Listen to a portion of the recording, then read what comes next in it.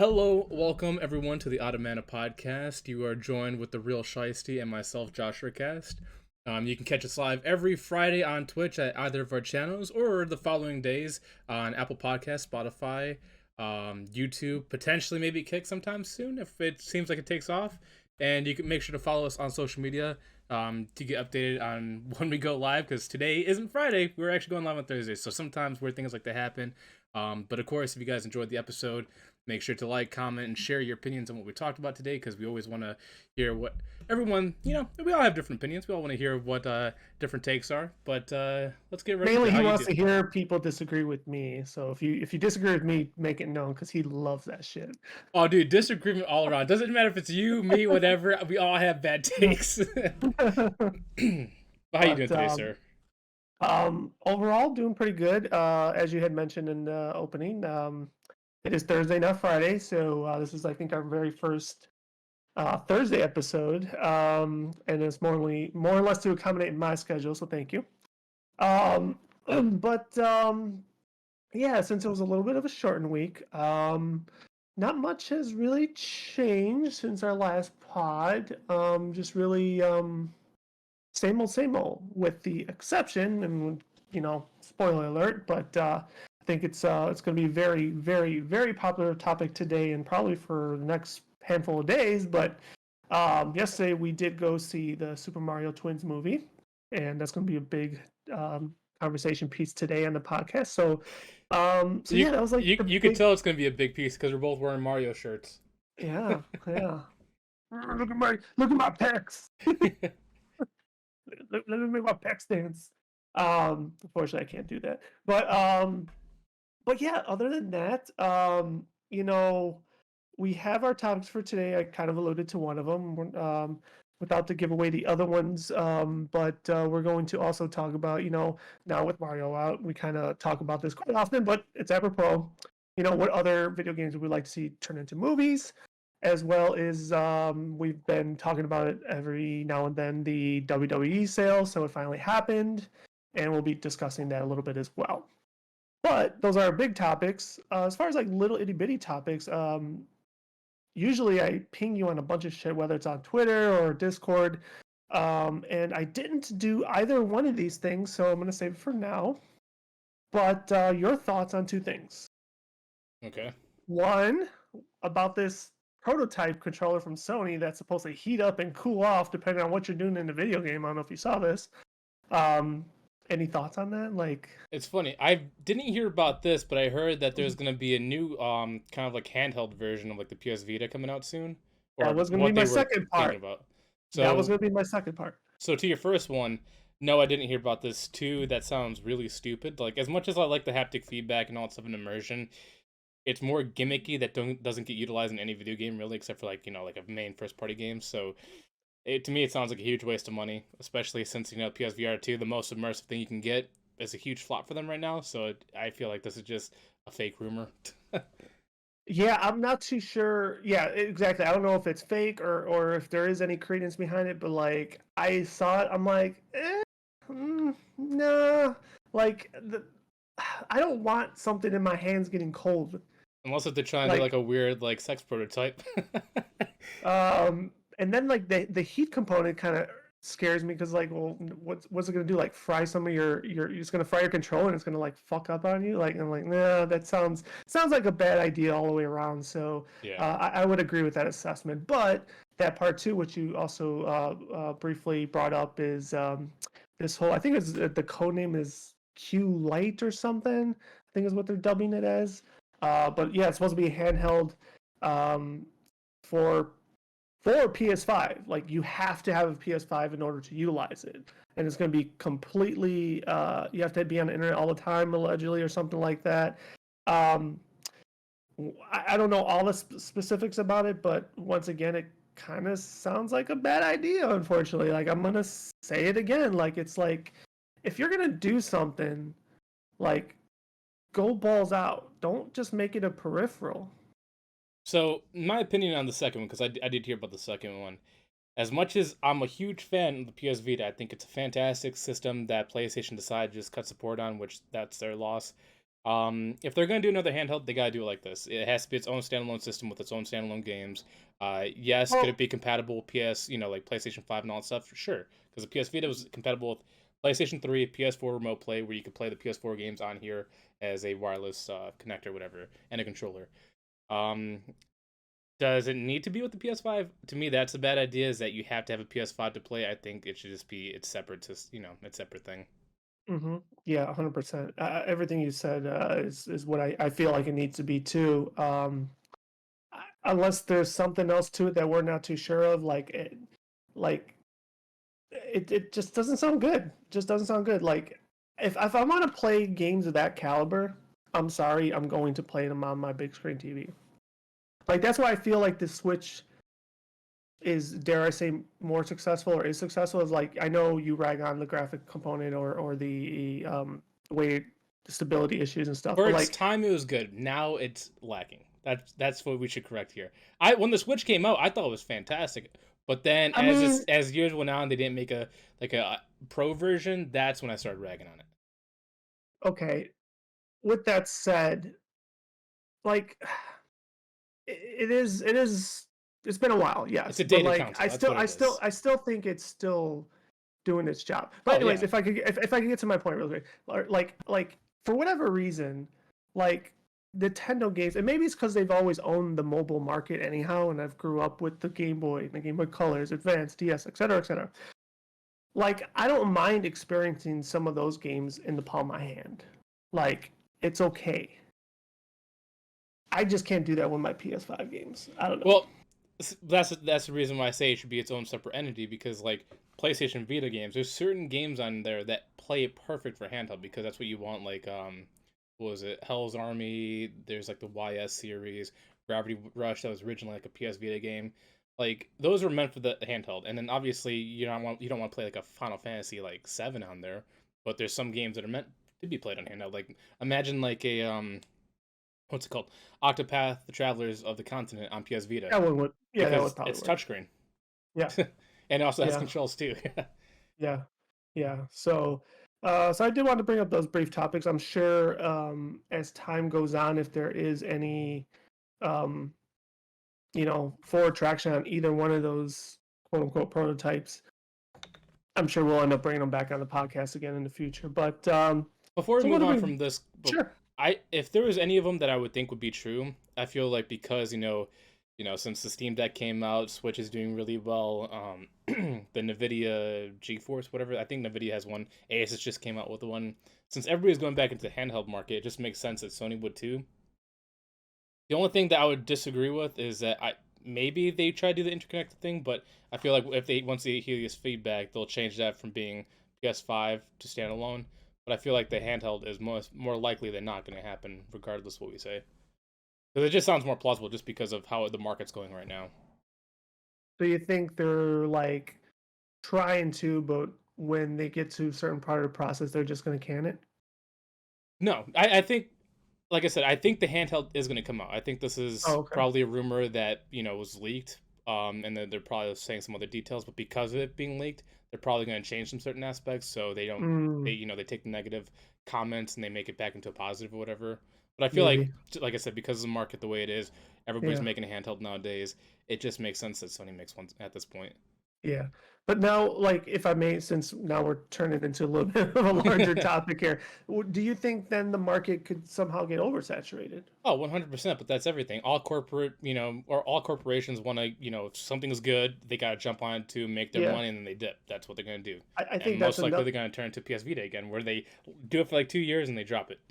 Yeah. I think that's another, like, now that we're talking about a little bit more, I think that's why also another reason why Switch was so damn successful. Like, really, their only competitors were cell phones, which were still very valid competitors. But when you talk about video game market, I mean, I highly doubt that was by pure design. I think there was some luck involved because nothing else was really out there. I want to go back to the PS Vita again. If Sony didn't drop the ball on this system, they could have been better than Switch. But for some reason, they were ahead of their time. They didn't see it, and they dropped it because this, you have controls like the Switch. It's touchscreen on back and front. It's got motion control. Like they had everything. All they needed to do was just make an updated version where the screen's bigger. That's it. Do you think? Do you think that the not being able to dock also is a huge component that they missed out on? Well, see, this is where I'm going to say they were ahead of their time because they even made the PlayStation TV, which is basically a compatible piece with this to make it on your screen where you could actually play with the PS3 controller and all that stuff without modding it, just all natural. PS TV connects, you're connected with it, all your games will transfer there, and you can play with a controller turning into a basic console. Hmm. So they were ahead of their time. Basically, be the first Switch. They Well, just didn't so support it. interesting. Sony's the one that didn't support it. And the community loved it. Like any JRPG fan was loving the system because this had more RPGs than any other system ever. And there's still a large community that still supports homebrew games on here that are still really, really good. But that's just Interesting. you know, I Yeah. just say anybody that has a system usually agrees with that statement. Yeah. Yeah. Interesting. Trying to think if there's any other little miniature topics that came up this week. I felt like there was some more stuff. I don't know if you want to actually throw something on the cast really quickly, but man, I mean, I don't want to go into like the stuff that gets us taken off podcasts because there's like At a lot this of point, we've already gotten hit with a lot of stuff. that's true. There's a lot of real world drama going on, but like, um, hmm. So I haven't watched. Now I'm going to talk about other stuff really quickly. I haven't watched it. I don't know. Were you a fan of Dave Little Dickie's TV show? Did you Oh watch yeah, that at all? yeah. He's got season 3 coming out right now. Yeah. Well, I think the first two episodes aired yesterday, so haven't got a chance to watch that yet. So I'll have to pick that up at some point. But I'm looking forward to that. Get some good laughs out of that, hopefully. Um, The Dave TV show is weird to me. Like the first season was good, second one was okay, but it seems like his music career and his TV show are meshing together in the wrong way. Because I'm not sure if you noticed, but the girl that was in the first season is no longer on the second season, and oh, it she turned is. is she in there now? Well, she was in the second season, yes. Now, if she's in the third, I don't know, but I think she is. I thought I saw her in the trailer. Well, I heard there was a lot of drama between them because apparently they were dating in real life, Hmm. and she turned out to be a fan originally, and now some other stuff happened. Hmm. See, I don't know anything. I was, how can you say? I guess you say following his career a little bit, but even me, I lost. Um, just lost Touch. composure for what. Yeah, just stopped really because like I mean he did have long hiatuses, I guess is what to say, but like I got involved with him because of music. Like I'm just being honest, I really did genuinely like the shit he put out. And then when the show thing was like, okay, I'm still interested, and it was good TV for me at least, but I wanted more fucking music, and he hasn't done it, and he's teasing that new stuff will come out like somewhere in this season, but we'll see. I don't know. Hopefully so, but I know he also I don't think he really wants to do like it was his kind of like entryway to Hollywood per se. But we'll see. But now you make me want to possibly read up on that drama. Does my voice itself just sound off? Not like microphone, but like I feel It like sounds less hot, like hollow. hmm. Like for some reason, like there's not. I was like at work. I was like doing it too. Like I'm like I feel like I have like I just came like a day after a concert or something. Like I wasn't It's cheering like that hard during the Mario movie. So what the fuck's going on? well, I think it just happens to all of us. Like maybe it could be like congestion, whatever. Like sometimes your Yeah, voice, like the bass, like it's flat, whatever, and that's why it just sounds the way it I mean does. the weather has been obviously very wonky this last like 48 to 72 hours. I just hope I'm not coming down with anything. Is all too. I mean I feel fantastic, but Well, because I wait mean until hell it was tomorrow. like huh? I said wait until tomorrow and say that again. Yeah, no, don't say that because I'm supposed to go out of state. Last thing I want to do is get sick while I'm on the fucking road. No, Um, again, anybody that gets sick sucks. So I would never want that. I wish that upon you. yeah, so If I was but gonna yeah, wish because something, it'd be something it else. was like 65, 70 when I left work yesterday, Oh, dude, and yesterday then was nice. yeah, well, but in the morning, but then like when I left, it was down to like 40 or something. Yeah, Like I it don't know. It got was weird. cool. Yeah. So yeah, all that probably does have a factor. But anyways, uh there I go talking about me again. Um but yeah, do you got any other little mini topics? So I have stuff to talk about, but I'm not gonna bring on the podcast because it's sad news. But Oh, okay, moving on to stuff that we usually talk about is the games we've been playing. sure. I have you been playing any games this week? Outside of Wildcrack, no. Did you finally get your 900th mount, or are you getting close? Oh, I've been having my 900 Oh, you did? mounts. Yeah, yeah. I'm on like 904 now. Well, congratulations. I'm surprised you didn't bring that up because you're like hyping that up for like a You solid know month. what? Shit, you know what? Yeah, I didn't do it last week because I had it already last pod, so I think I did. Yeah, I'm pretty sure I did. Even Well, I'm forgetting. But either way, it's clipped, it's highlight. Hey, if you want to go to my YouTube channel, Real Shiesty, go ahead, check it out. Shameless plug. Um, but yeah, no, I have it. And still just chucking along. so for And as you can me, see, I'm trying okay, to whore myself on social media a little bit more too. So are you? I haven't been paying attention. yeah, you even liked one of them. You co-signed my handsomeness. Oh, yeah. Well, I just did that to be nice. That's true. That's true. I appreciate it. But for me, it's been a light gaming week. All I've been playing has been a series called Life is Strange. It's currently on PlayStation Plus, the whole series, and I've gone through half of it already. So I'm hoping to finish up the rest of it by Friday, because originally I was supposed to start my Calamity playthrough of Zelda Mm-hmm. this week, Mm-hmm. but now Mm-hmm. I'm running Oh. behind. I'm gonna have to hopefully do this on the weekend. But I know. So are you? I'm Go sorry. ahead. Go finish. Finish. Finish. I was gonna say Finish. last week, we were talking on the podcast about Hyrule Warrior Age of Calamity and then the DLC, and then I bought it on the podcast. I have all the stuff now, so the whole Calamity series is in my hands. So can't wait to dive into that. And Tears of the Kingdom is coming out May 12th, and I got lucky and scored a collector's edition. You know what? This podcast is over. Huh. Dude, I told you to follow that guy. There was another. I think there's like 4 Best Buy posting and Amazon posting. No, not Amazon, Walmart today, The and I got Best the Buy. the you got Best Buy today? Yeah. Oh, I today. I know I looked, but like I don't know. I guess I've been so defeated. Like I've just been like lackadaisical with it. But the last like I don't know 4 restocks maybe it seems like I've just missed out. I was thinking of buying a or no. I tried buying I think a Canada one, but they wouldn't mail it to me. Yeah, So, they're very fickle about region locking and all that stuff.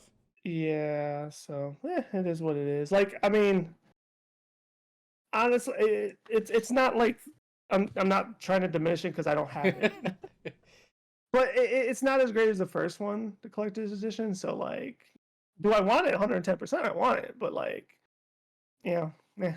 Originally, I If wasn't. it's not meant to be, it's not meant to be. That's all I gotta Well, say. I'm telling you, just follow the guy I told you about. He updates it second by second, preloads links and all that stuff. Just turn notifications on. You'll get lucky, most likely.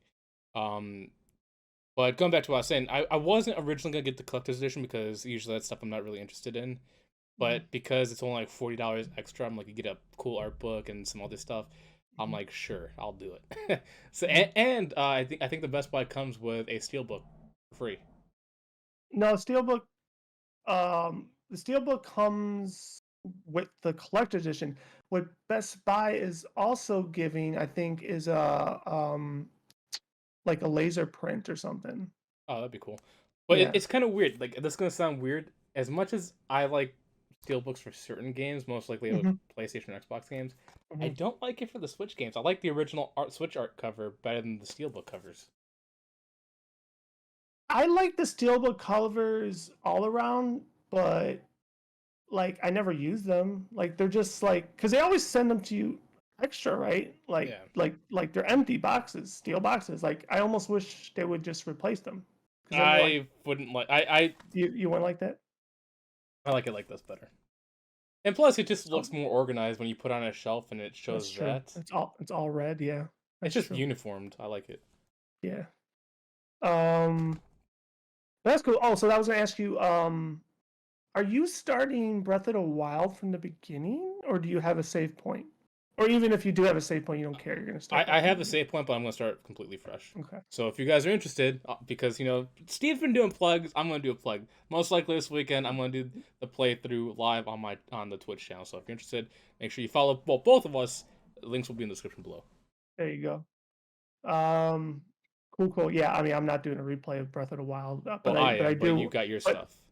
yeah, well, not only that, but I'm going to. I just want to put it back in and just get lost again. Just explore, get used to the controls. I'm probably gonna play through Hyrule Warriors first, and not play through from the beginning either. Just pick up where I left off, basically. And I do really want to finish that, and then get lost in Breath. So I'm not gonna play it to the content you are, but I do want to get handy with the controls again before Tears of the Kingdom So comes out. I have a question for you. Since I've only played a little bit of this one and none of Mhm. this, Which one to I do did, first? huh? Which No, one to do no, first? I know I'm gonna start with this one first because it's Oh, a okay. prequel. Okay. But which one did you like more? I know you're probably gonna say Breath of the Wild, but from the Yeah, gameplay I've as seen, Hyrule Warriors looks a little bit more fun. like I said, it's gonna sound odd, but Age of Calamity definitely wins with story. And it's not diminishing the gameplay either, and I'm not saying the gameplay sucks. The gameplay was still fun. I've never, I shouldn't say never, but I never played the Dynasty Warriors ones, but I've never, how can I keep saying never, but I have played hack and slashes before, I guess is what I'm getting at. So I thought they did a pretty good job with the diversity with the characters and the skills and stuff, and make them like different, right? Mm. So I thought they did a good job with that. I mean, some of them are kind of mirrored a little bit, and you'll eventually see what I'm talking about, and it makes sense why they're mirrored. But ultimately, I think they did a great job. But Breath of the Wild, everything but story, I think is just superior. So the little I've seen from Age of Calamity, that I've seen that really interests me is that Hmm. I didn't play much of the hack and slash games except for that little bit of Dynasty Warriors here and there. Hmm. But from what I've seen is obviously there's a level up system, but two, Yes. um, when you kill enemies, you also get Mhm. items, and those items you could use to upgrade your characters and make certain things stronger, like your equipment or whatever. Correct. And that to me sounds cool that you can actually Yeah. get a alternate version of progression than the straight level progression. Yeah. So I mean, it's not really similar to Breath of the Wild, but like, because I mean, Breath of the Wild you can still upgrade shit too, right? Except you had to do a lot of in Age of Calamity, it's more, I don't, kind of say like a dumbed down system, because you just collect and then go to the blacksmith and do your thing. Versus in Breath of the Wild, it was more intricate than that. Mm. So You also that's get, from what I've seen, you also get more items in Breath of the Wild compared to Age of Calamity. that would be true too. And your, well, wait, no, age. I think you get, yeah, you could get maxed out. I think in age too. You can't just hoard infinite items. But it's just to me the weird thing. I think the reason why I'm probably gonna like Age of Calamity better is because seeing Link go through hordes of these creatures and Yeah. just tear them down like it's nothing compared to actually struggling with like a group of five in Breath of the Wild. It's funny to me. Yeah, well, no, and to kind of piggyback that, and probably why I'm gonna just say you probably will like it more too, is because it is almost nonstop action. Like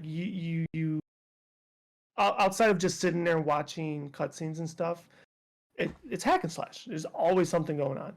Mm. So versus Breath of the Wild, there's not. You could It's more get lost. explorative and Yeah, I mean, you could sit there and like jerk off to ASMR. It's like Zelda ASMR. to be fair, the one thing that really does interest me, I think this is also why I want to play Breath of the Wild again, is because I have a friend that's currently replaying through it. And then also obviously our friends from Pixel Street, Joel, he's also playing through it too. But there's a guy, he has what was it? It's some kind of like blade weapon, but apparently if you throw it and you catch it with your like magnet gadget, you can turn into like a spinning saw blade and Oh, just jeez. tear through everybody like it's like a lawnmower. It looks really fun. Dude, I'm telling you, this is in Breath of the Wild you're talking about, This is right? in Breath of the Wild, the one Yeah, that's already out. I'm telling you, man, like the shit that people do in that game just blows my mind. Like I was watching clips earlier on like Twitter, like like he like started up the stasis, right? And he like hits it so it propels you and starts counting down.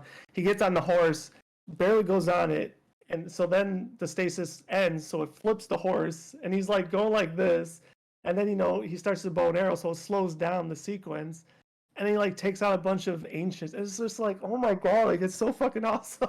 Like it's just it's so cool. It's so Is good. this? And I'm sure all those dynamics are going to stick in Tears of the Kingdom.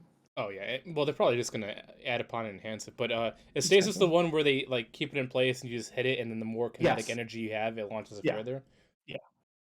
I seen someone do, maybe it was like a rock or something, but apparently if you hit it enough times really quickly, like a quick back and forth, super quick, that it gets enough kinetic damage where if you aim it at certain bosses, it can one shot them.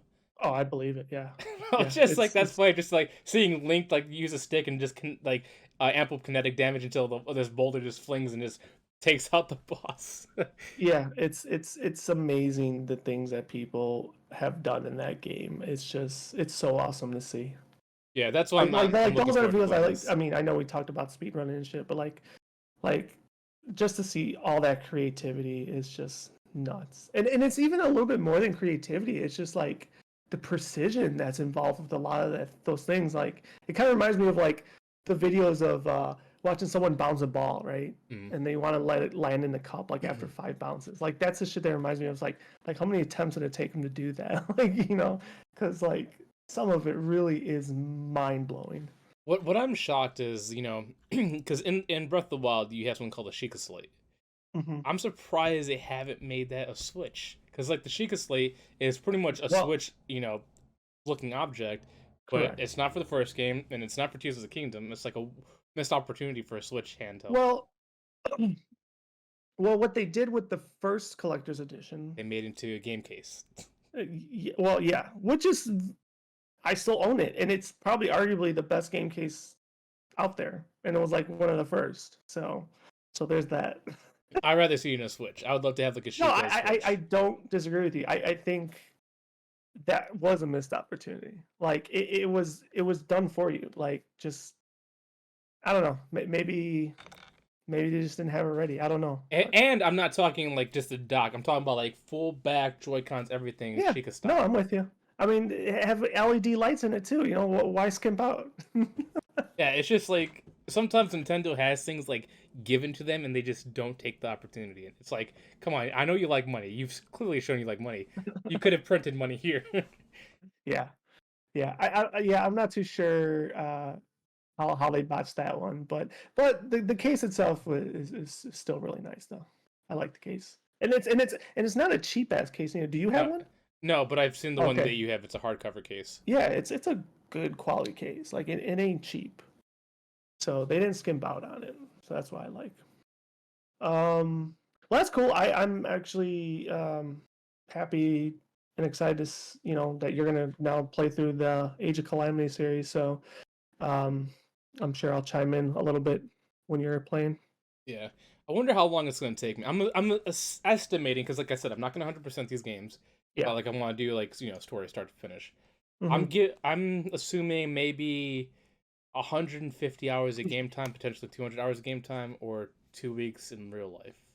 You think that's a fair time estimate, or do you think it's gonna be more or less? I think that's fair if you are going to be a little deliberate with it.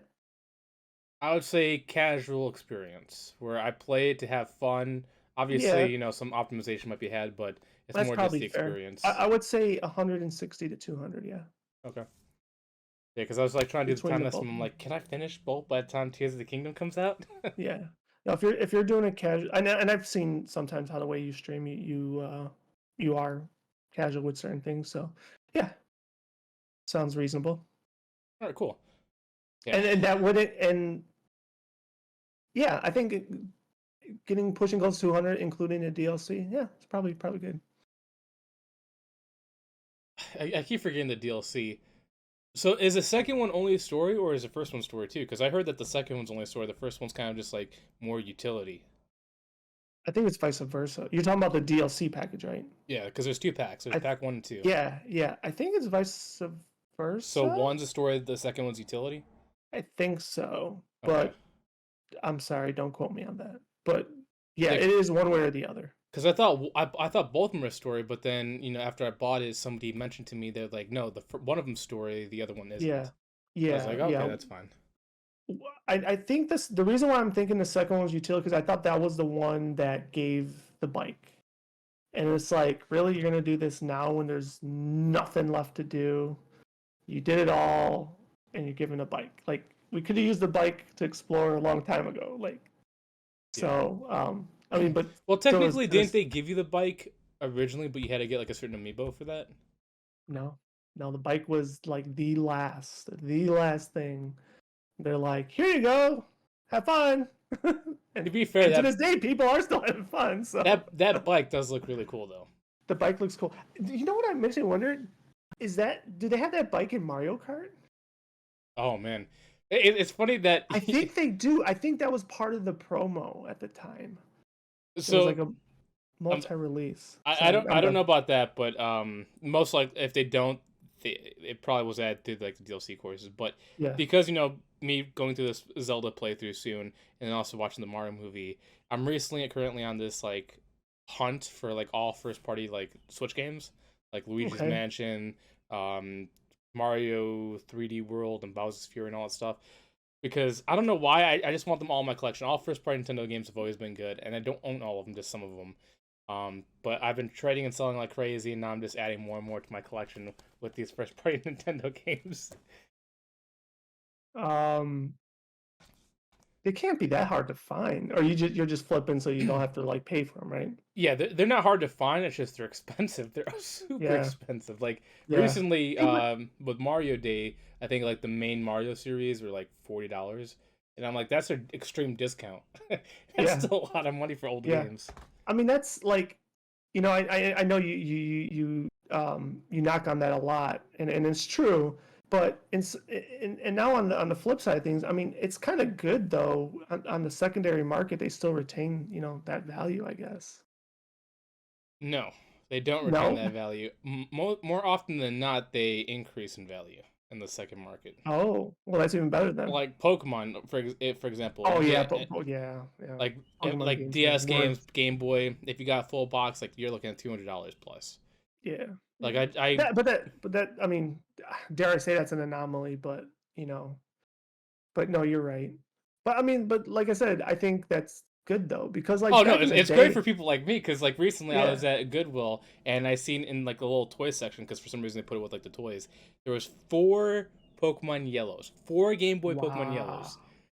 All they looked good. The cover was good. They're all original because I checked. I played it just to see if they worked. Sold all four, $160 each. Damn. Yeah, that's why I I bought would. a lot of Did you stuff keep recently. one of them? I already had my original copy, Oh, okay, okay, okay. Damn, that's like a fucking landmine right there. dude. So, like I said, people knock like Goodwill and Salvation Army, but like I found some like Well, top tier stuff, items well, there. the reason why is because like usually it's like old people that are just getting rid of stuff and they don't know the value of anything. Like they think like it's their children's or their grandchildren's, and they just sit there like, oh, we're getting rid of all these boxes, and yeah. Yeah, because like what was it? I think it was like last year, but like one of the big finds for me besides the Pokemon Yellow stuff is that I found a game called Godzilla's for the PS4. I bought it for $2, and it was like sealed and all that stuff. I believe I sold it for like $260. Like, there's a lot of things out there that you'd be like, wow, that's a gold mine right there. I got to pick that Yeah. up. So like when you're looking, are you also like checking at the same time, or are you just like, Oh no, no, I know this one. I checked. Well, obviously, when you look enough, you remember certain items that you need to get, and obviously, if it's something that I'm not used to, like it seems uncommon to me, then I'll check it to see if it's worth anything. But like I always have like this catalog in my mind what to look for, and then if I see it, I check it too. Because like sometimes you look in and you're like, oh, this looks really cool, and then you open it and it's all damaged. It's like, oh, I'll put it back. Yeah, yeah, yeah. That's But cool. That's awesome. That's crazy. That is crazy. yeah, Four so Pokemon Yellows. Wow. but it should. I mean, like because of this whole like Nintendo kick recently, I just have to go for the whole series. I hope to buy Pokemon Legends of Arceus soon, Luigi's Mansion 3 because I like Luigi's Mansion. For some reason, I didn't get the third one, so with me flipping again, I hope to get the whole collection very soon. Cool, cool. Yeah, I think I've only played the first Luigi's Mansion. That was it, and I enjoyed it thoroughly. But I never bothered with the other ones. So I've only played one of them, and that was the one on the GameCube. I like that one a I lot. think that was the first one. Okay, that's the one I like the Yeah, most. yeah. Yeah, that was the first one, the original. Yeah. Yeah, it was really good. I enjoyed it. Um, Other than that, um, anything else you want to bring up? Or do you want to just dive right in? Well, I guess to keep the topic of Mario and Luigi, let's Yeah. just go right into the first one. All right, let's do this. I am excited. All right, so we're moving into the Super Mario Bros. Movie. This is our reviews. Do you want to go straight into full opinions, or do you want to do like a spoiler-free section then spoiler section? I really thought about that earlier, and I'm like, I don't I don't want to do I just want to go in. So everything's spoilers. So let's give like a 10-second countdown, and then we go balls to the wall, right? All So right, we go okay, I'll 10, I'll do a 9, five, 8, four, three, 3, two 2, spoiler. 1. Spoilers go. You want to start? You want me to start? So I'll let you start first because I could Okay. probably either agree or counter your opinion depending on what we see. Okay. Because we'll go. Um, First off, I just wanna. I didn't know if I want to start with this or end with this, but I guess I'll start with it. I'm hoping Miyamoto got the vision that he wanted. I feel like he did, and I just want to tip my hat off to him. And he must be really happy, I think, based on the outcome. I fucking loved it. I enjoyed it a lot. Was it perfect? No. Uh, but like visually, it was fantastic. You could tell when they purposely zoomed in so they could show their work, and I kind of liked that. Um, so I enjoyed that aspect of it. The voice acting, we guess we'll start with there because that's always been a button topic. I was okay with everything. Was it great? No, but I was fine with it. It was good. Chris Pratt was good. Great? No, he was good. Seth, good, not great. Fred Armisen, I think was the one that let me down the most. I expected more out of him. I still think That's the guy that played the wizard, right? no, he was the one that did Cranky Kong. Oh, Yeah, I expected interesting. better from him, but that's okay. I still think he was the best. I said in the trailer, I'm gonna stick with it. Probably Jack Black second best. I was fine with Charlie Day. I think they all did okay. I really do. I was able, and maybe I was giddy in the moment. I can't wait to rewatch it again. I'm being honest. I don't know if I'll go to the theater again, but and the reason being is because I want to. I felt like I was immersed in enjoying the action and the adventure that I didn't have time to look for Easter eggs. Oh, I've And I seen know, so many of them. and I know, and we could probably talk about that. Like I didn't get lost in trying to look for Easter eggs. Like I was so just fixed on the action, and I'm like, fuck, like I want to rewatch it now just to look for Easter eggs, right? But so I made a comment to on social media afterwards about what other people's thoughts were, and I concurred with the assessment where there I felt like there were You're a talking few about parts, John from Pixel Street, yeah, right? and I felt there was a few moments in the movie where it was kind of sped up, jumped up. There wasn't much text to what's going on, but I kind of understood it. I mean, What this is what where I parts was did you up. feel like were sped up? Okay, yeah, sure. I'll go ahead and talk about that. Right when he got to Mushroom Kingdom, like his interaction with Toad immediately, like I felt like they could have had a little bit more of a bonding moment. Um, like it went quick to like, come on, we're going on an adventure and we're best friends. It's like y'all just met. Like what the fuck? So Well, Toad's like, always had that like very quick, progressive personality. Like if you played like what was it that Toad Expedition game, or you see him in Mario Odyssey or even Sunshine, it's always super quick dialogue. Hey, you get this, and then you move on. That's I mean to me, that's what but was the perfect. difference. Well, I don't know about the Toad only game. But the difference in Odyssey comparison is like they know each other, right? Hypothetically. In the movie thing, they just met. So, anyways, my opinions, right? I That know, was one but I'm part. just saying, like, if you can give like a counterpoint, like, has there been any game where they showed like a deeper connection? Because to me, it's always been that quick. Um, you got me there, Because like but usually it's like one or two lines of dialogue, like, "Da-da-da-da," like, oh, you found this. Here's a star. Or here's this piece of gadget. And then blah blah blah. You have a good one. Bye. I don't know. I just thought there could have been a little bit more there. Okay. Um, the other part was probably when they were leaving Princess Peach's castle um, after they had met. So after she said we're going to Kong, whatever, I felt like there could have been a little bit more dialogue there. Um, and then when they got swallowed by the eel, they probably could have had a little bit more of a, once again another bonding moment. Like I think they did good when they did the whole father comparison, but then immediately Donkey Kong was like, "No, your dad was right," which was great. Um, so I felt that could have been a little bit more there too. So there's just little pieces like ultimately what was like about a 90-minute runtime, right? Like it could have probably benefited from like another 20 minutes, like overall. Um, the comedy aspect of it, I thought I don't know if you heard me, but I laughed a lot. I think everybody Um, laughed a lot. yeah, like it was great. Um, music score I thought were great. I know some negative reviews I was seeing was people are mad that Princess Peach is like quote unquote a bad. It didn't bother me any.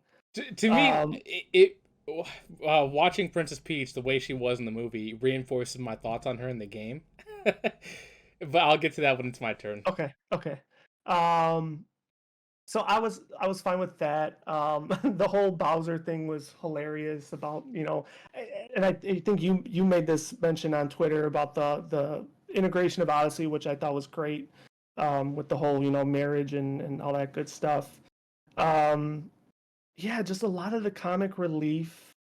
Um, I don't watch a lot of these type of movies, so I don't know if other children movies do this, but and not saying this is a total negative, but there was like a lot of uh well, they're not really I mean they are references, but like the murder, the killing, and all this stuff. Like I mean, I laugh my ass out every time I talk about it, but I was like, I know it's not directly towards kids, but it's like Oh, it's 100% marketed towards kids, but like every good kid animated movie has a lot of dark adult references, like Shrek. oh If you look at Shrek, yeah so many references in there, but it's meant for kids. It's marketed for kids. yeah Same thing with yeah like Puss in Boots. Most Disney movies have a lot of stuff. hmm Like that just shows that they did it right.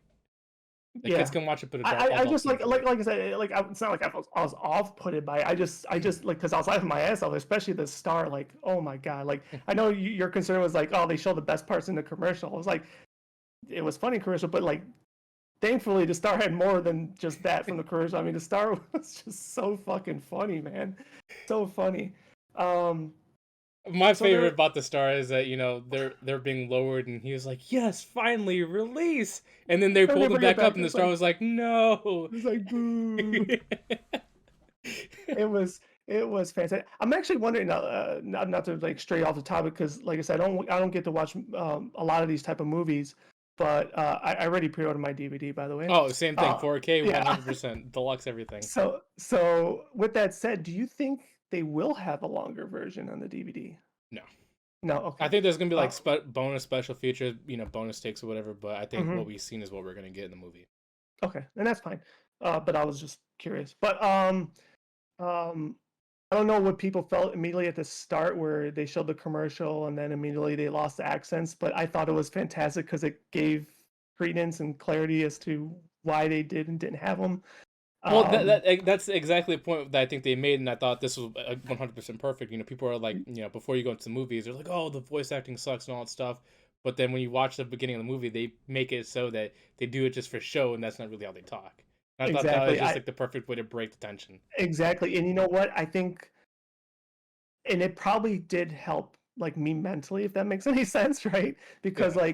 because I think there was so much concern, right, about how these guys were going to sound and everything, and that just like immediately like somehow psychologically in the brain just like, oh, that's cool, like it just worked for me. um let's see what else. I was a little concerned initially about the whole Brooklyn thing, like the whole family part, and like what I liked about the movie the most is like it kind of gives it's almost like a reset for Mario to some capacity, right? Because it kind of gives a um more of an origin story than Mario ever had. Mhm. which I like, and I don't know if anyone's gonna come out if he's gonna say it's canon or Well, whatever. I think it is because I'm not sure if you played other I games kind of like hope Dr. so. Mario, but this is why I Hmm. love the family is that Dr. Mario showed like all these like variations of Mario. Like you got the old man Mario, the original Mario, woohoo, it's from the Donkey Hmm. Kong games. Yeah, So yeah, the yeah, family just shows the different iterations that Mario had, and I thought that was perfect. And I think that's why yeah. making it from Brooklyn and showing the whole family just shows like a homage to like the throughout the years history of what Mario looked like. Correct. Yeah, I totally agree. And so like fast forward to the whole like end fight, not the end fight sequence, but the Bullet Bill, the big one that was supposed to blow up the Mushroom Kingdom. When he was chasing it away for a second, like once I was going to the pipe, I was like, oh shit, they're gonna. My thought was they wouldn't be able to go back to Brooklyn, right? That was gonna break it forever. And that was my thought. And then they ended up all going back to Brooklyn. And I was like, I don't know if I'm liking this.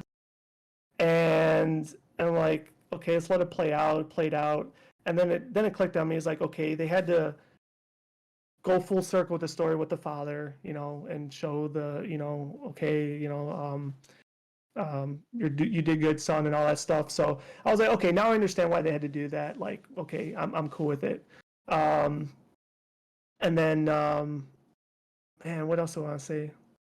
I think I took a lot of time there. I'll let you do your thoughts now. Give your little assessment. But if I were to grade it out of a 10, I think I'll give it a 9. Um, and it's definitely letter A for sure. Grade A. So before I start my opinion, I just want to say the Easter eggs that I've seen because I was Sure. watching it, enjoyed the whole time. Okay. So one of them was Punch Out Pizzeria that you seen in Brooklyn. Okay. It's the Oh yeah, pizzeria. Punch Out.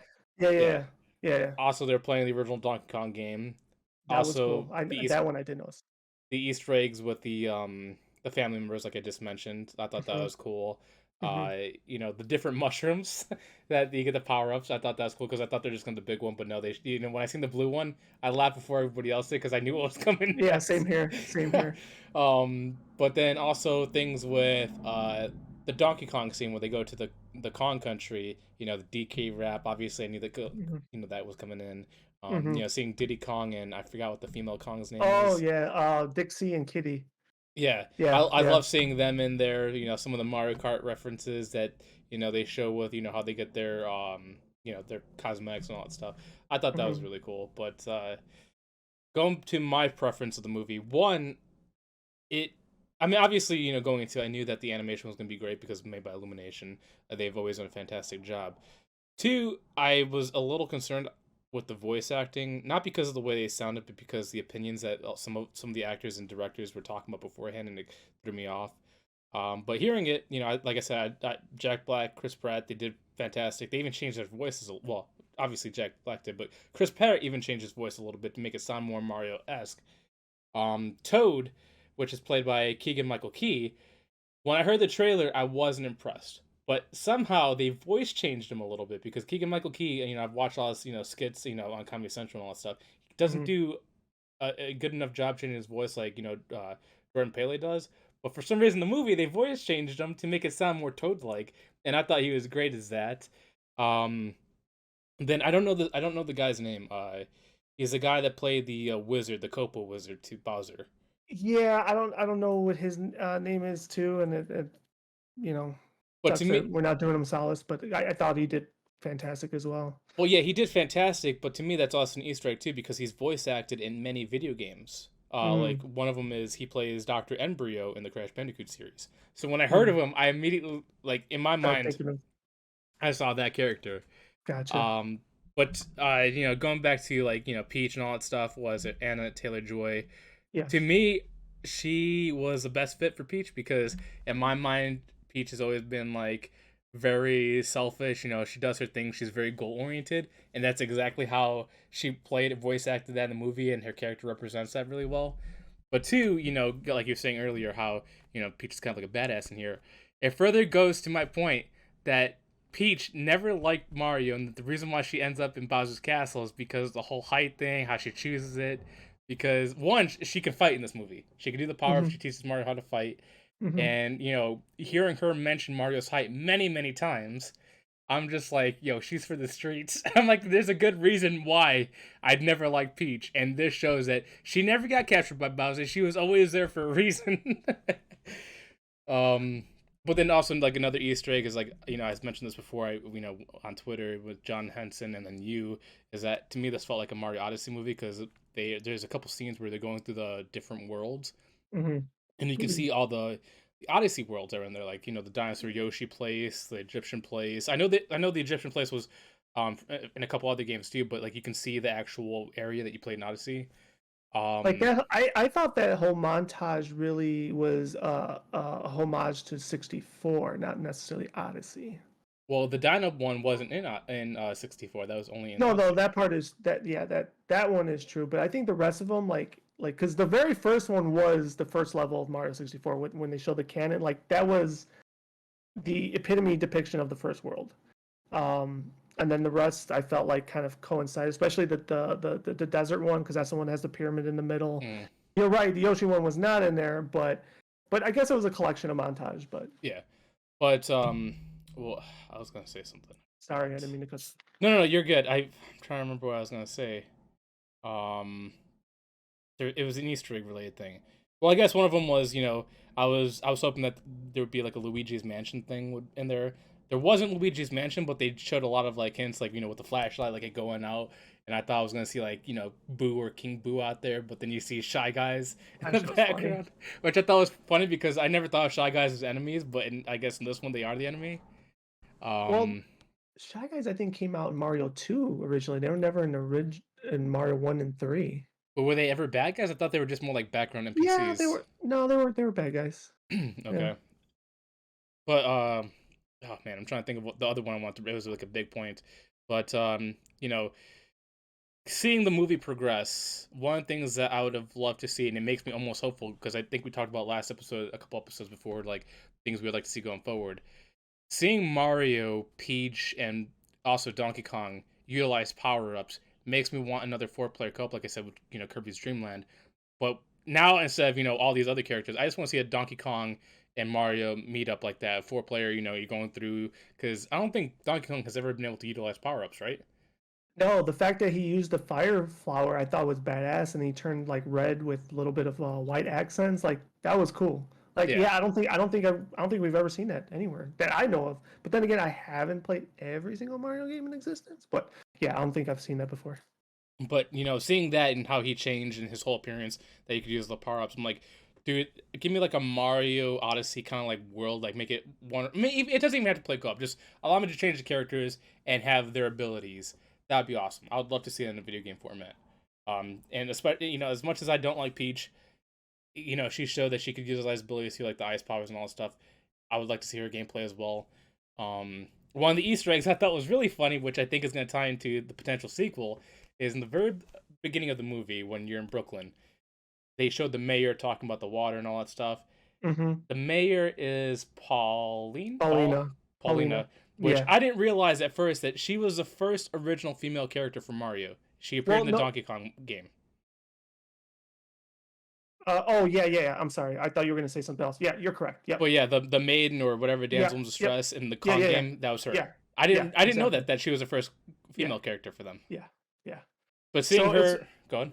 Oh no, I was gonna say yeah, that's a correct Easter egg, but and it's funny because the good thing was they didn't put her name in any of that scrolling text. They didn't say Mayor Paulina, but people like you and I knew it was Mayor Paulina. And So that to was me, cool. I thought it was a really cool Easter egg that they showed her before Peach, showing Yeah, the chronological order of the actual female characters, which I thought was yeah. awesome. And plus, I like her better than And, Peach. and to take that a step further, if you want to talk about chronological order, that still stands true. When they did the commercial, the lady that's on the phone making the phone call, she is the voice of the original Princess Peach from the original TV show, the Oh, is cartoon she? TV show. Yeah, I had no idea about that. That's pretty yeah, cool. yeah. So to kind of coincide with your in order, like that stands true as well. Well, they also did that with the original Mario voice actor too, because in the beginning sequence when they're in Brooklyn, they're playing like an arcade machine, and there's Yeah, another guy playing it that kind of looks like Mario, and he goes woohoo or something like that, yeah. and that's the He, original voice actor as that's well. that's the yeah,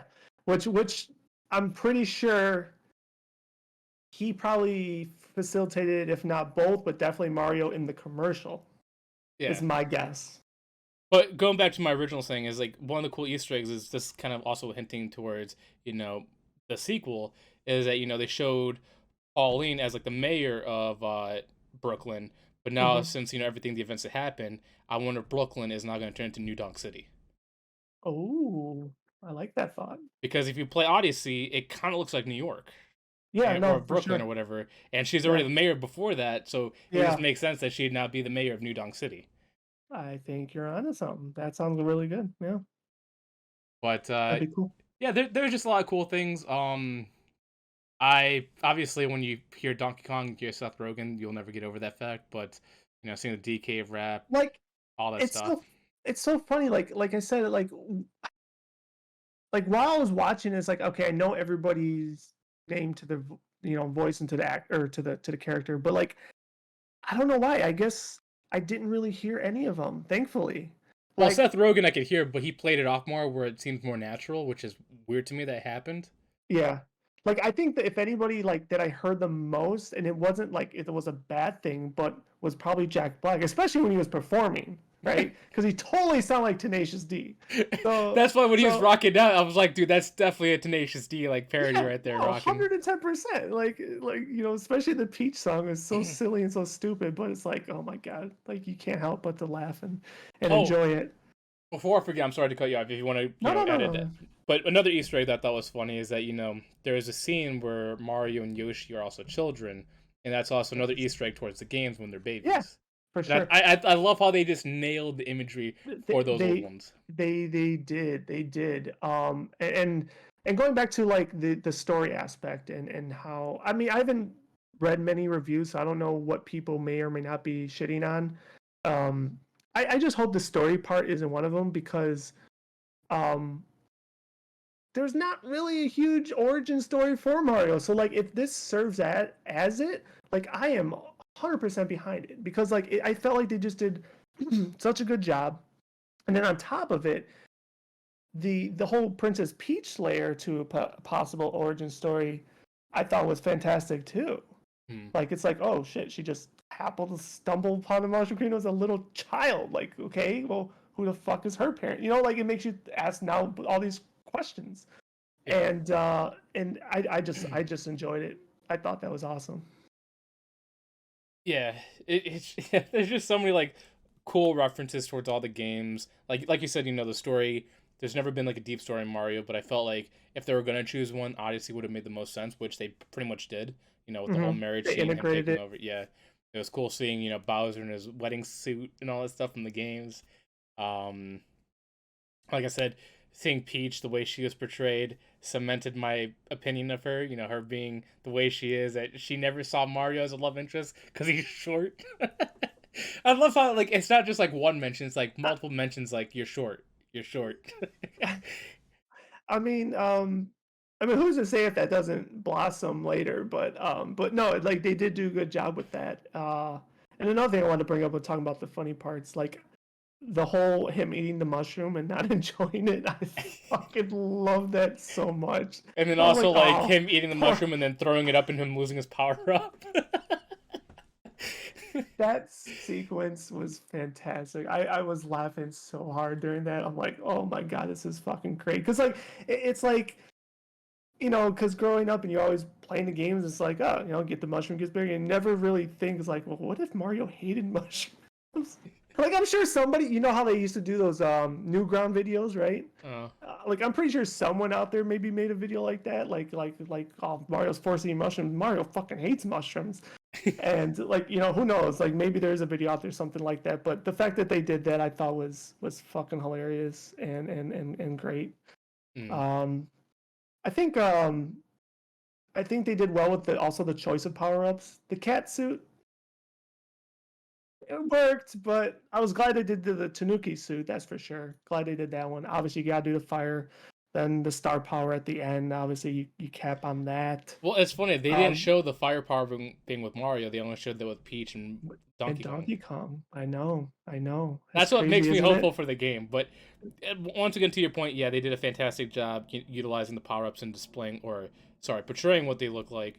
I personally thought the cat suit made sense because I played some of the 3D ones, like uh, was it the Wii U one where he's in the cat suit, and when he's in the cat suit, he's very agile, he's very quick, he's nimble and all that stuff.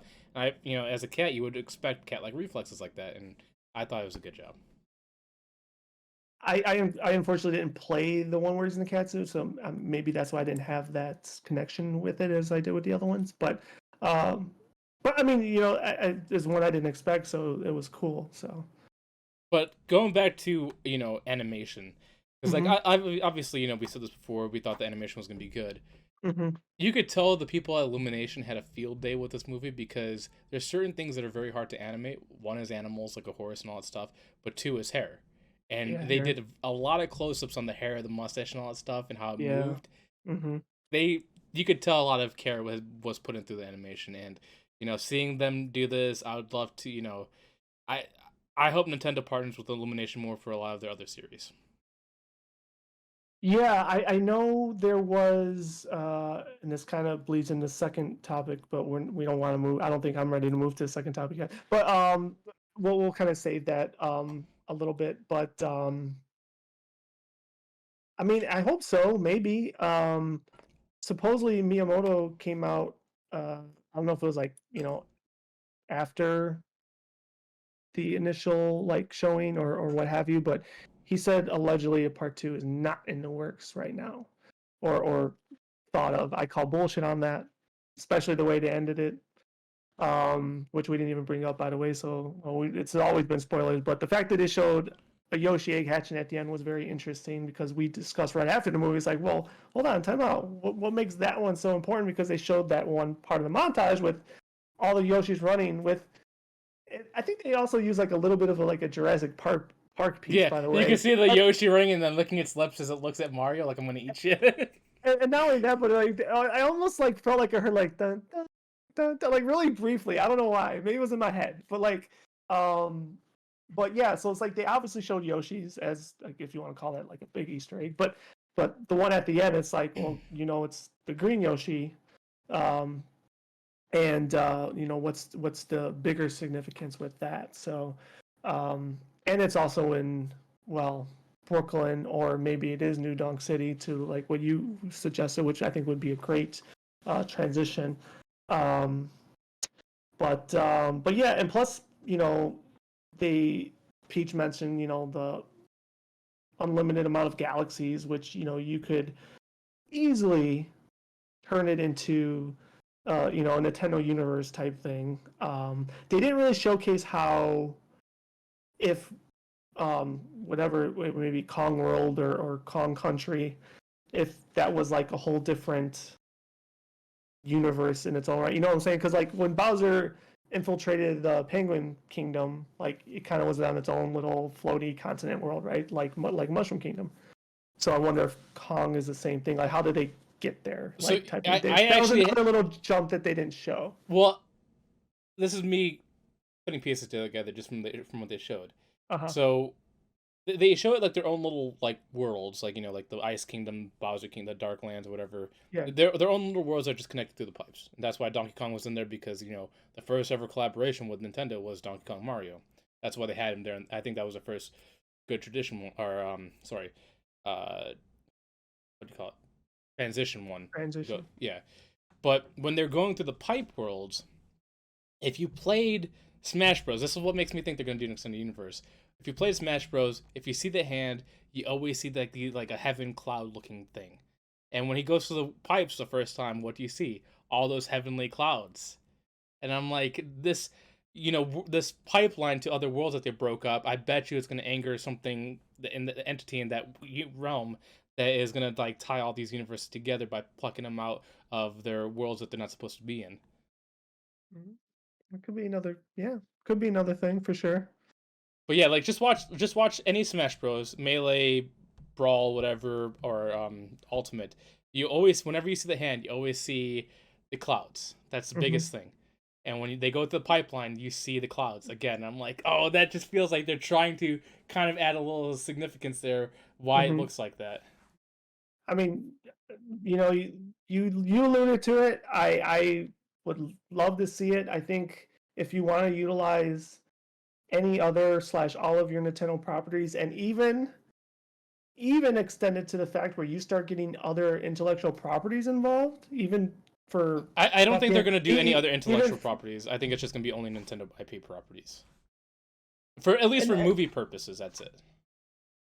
but hypothetically, even if they really wanted to fucking really pony up some cash and pay for a cameo, like that'd be pretty dope. I'm just saying. Like it doesn't have to be like characters, right? Like yes, you would utilize your Nintendo IP properties for bigger storytelling for characters. But if you're just gonna do like a mashup, right?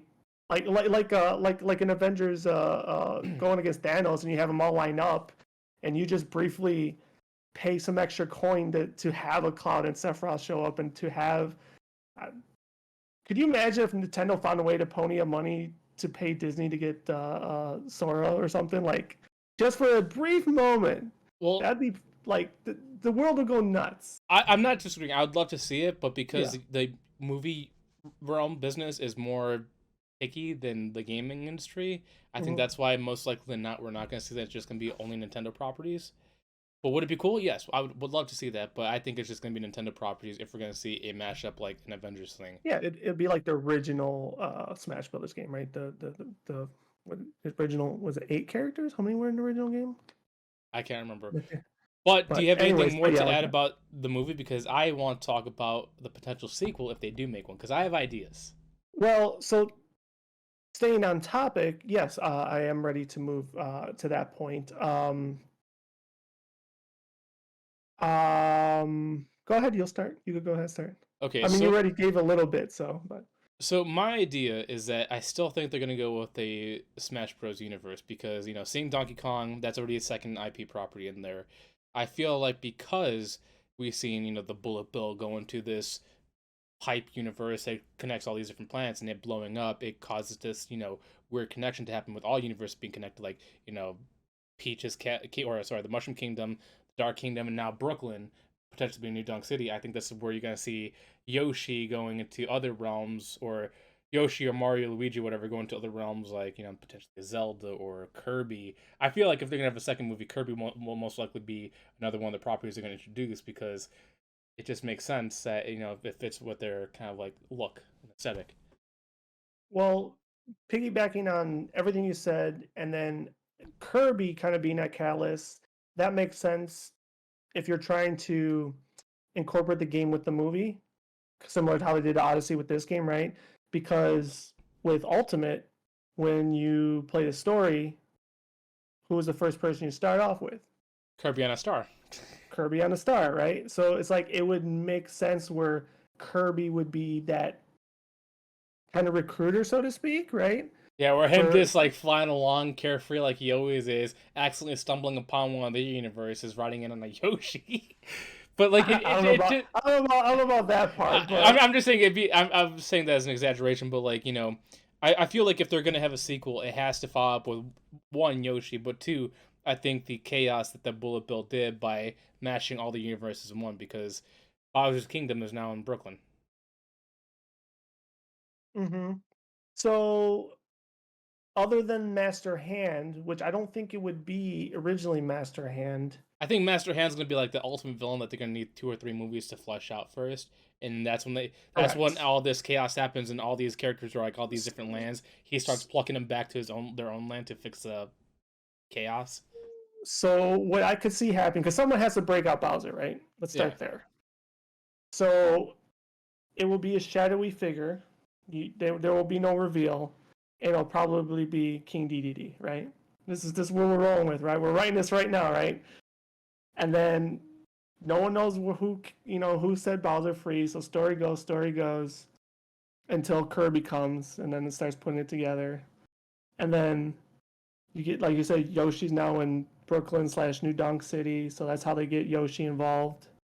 Donkey's already in there, and then all you're missing at that point is, well, Fox. God, I would love to see Star Fox animated in that. I'm telling you, Star Fox would be perfect for it.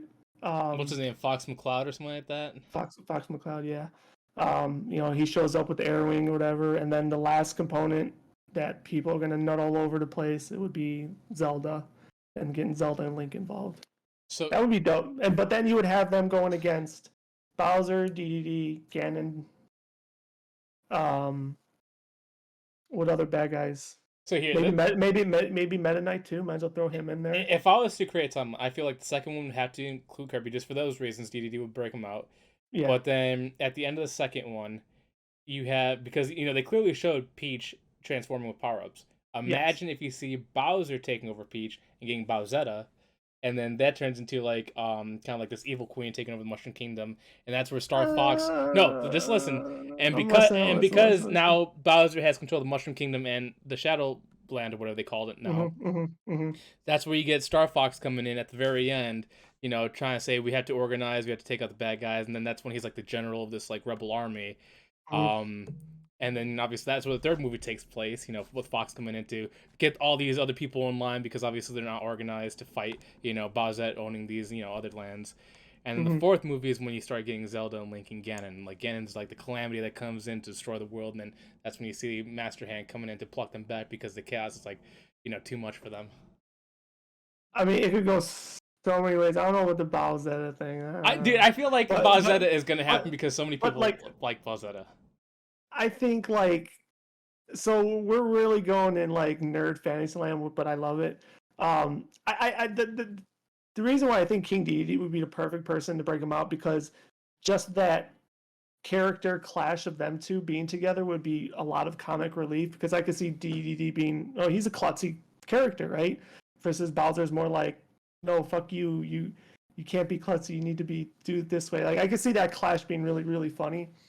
Um However, there was at least the only hint of Bowser Jr.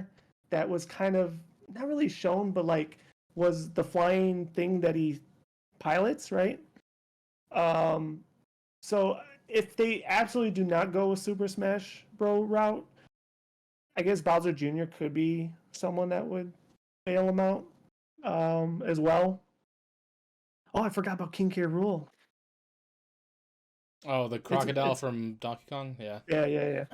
Um, but yeah, totally. Like I think getting a multiverse heroes versus villains thing going, that'd be dope. Speaking of which, I know it's gonna sound really stupid. I knew that Bowser was the king of the Copas, right? Uh huh. Sometimes I forget that he is a Copa.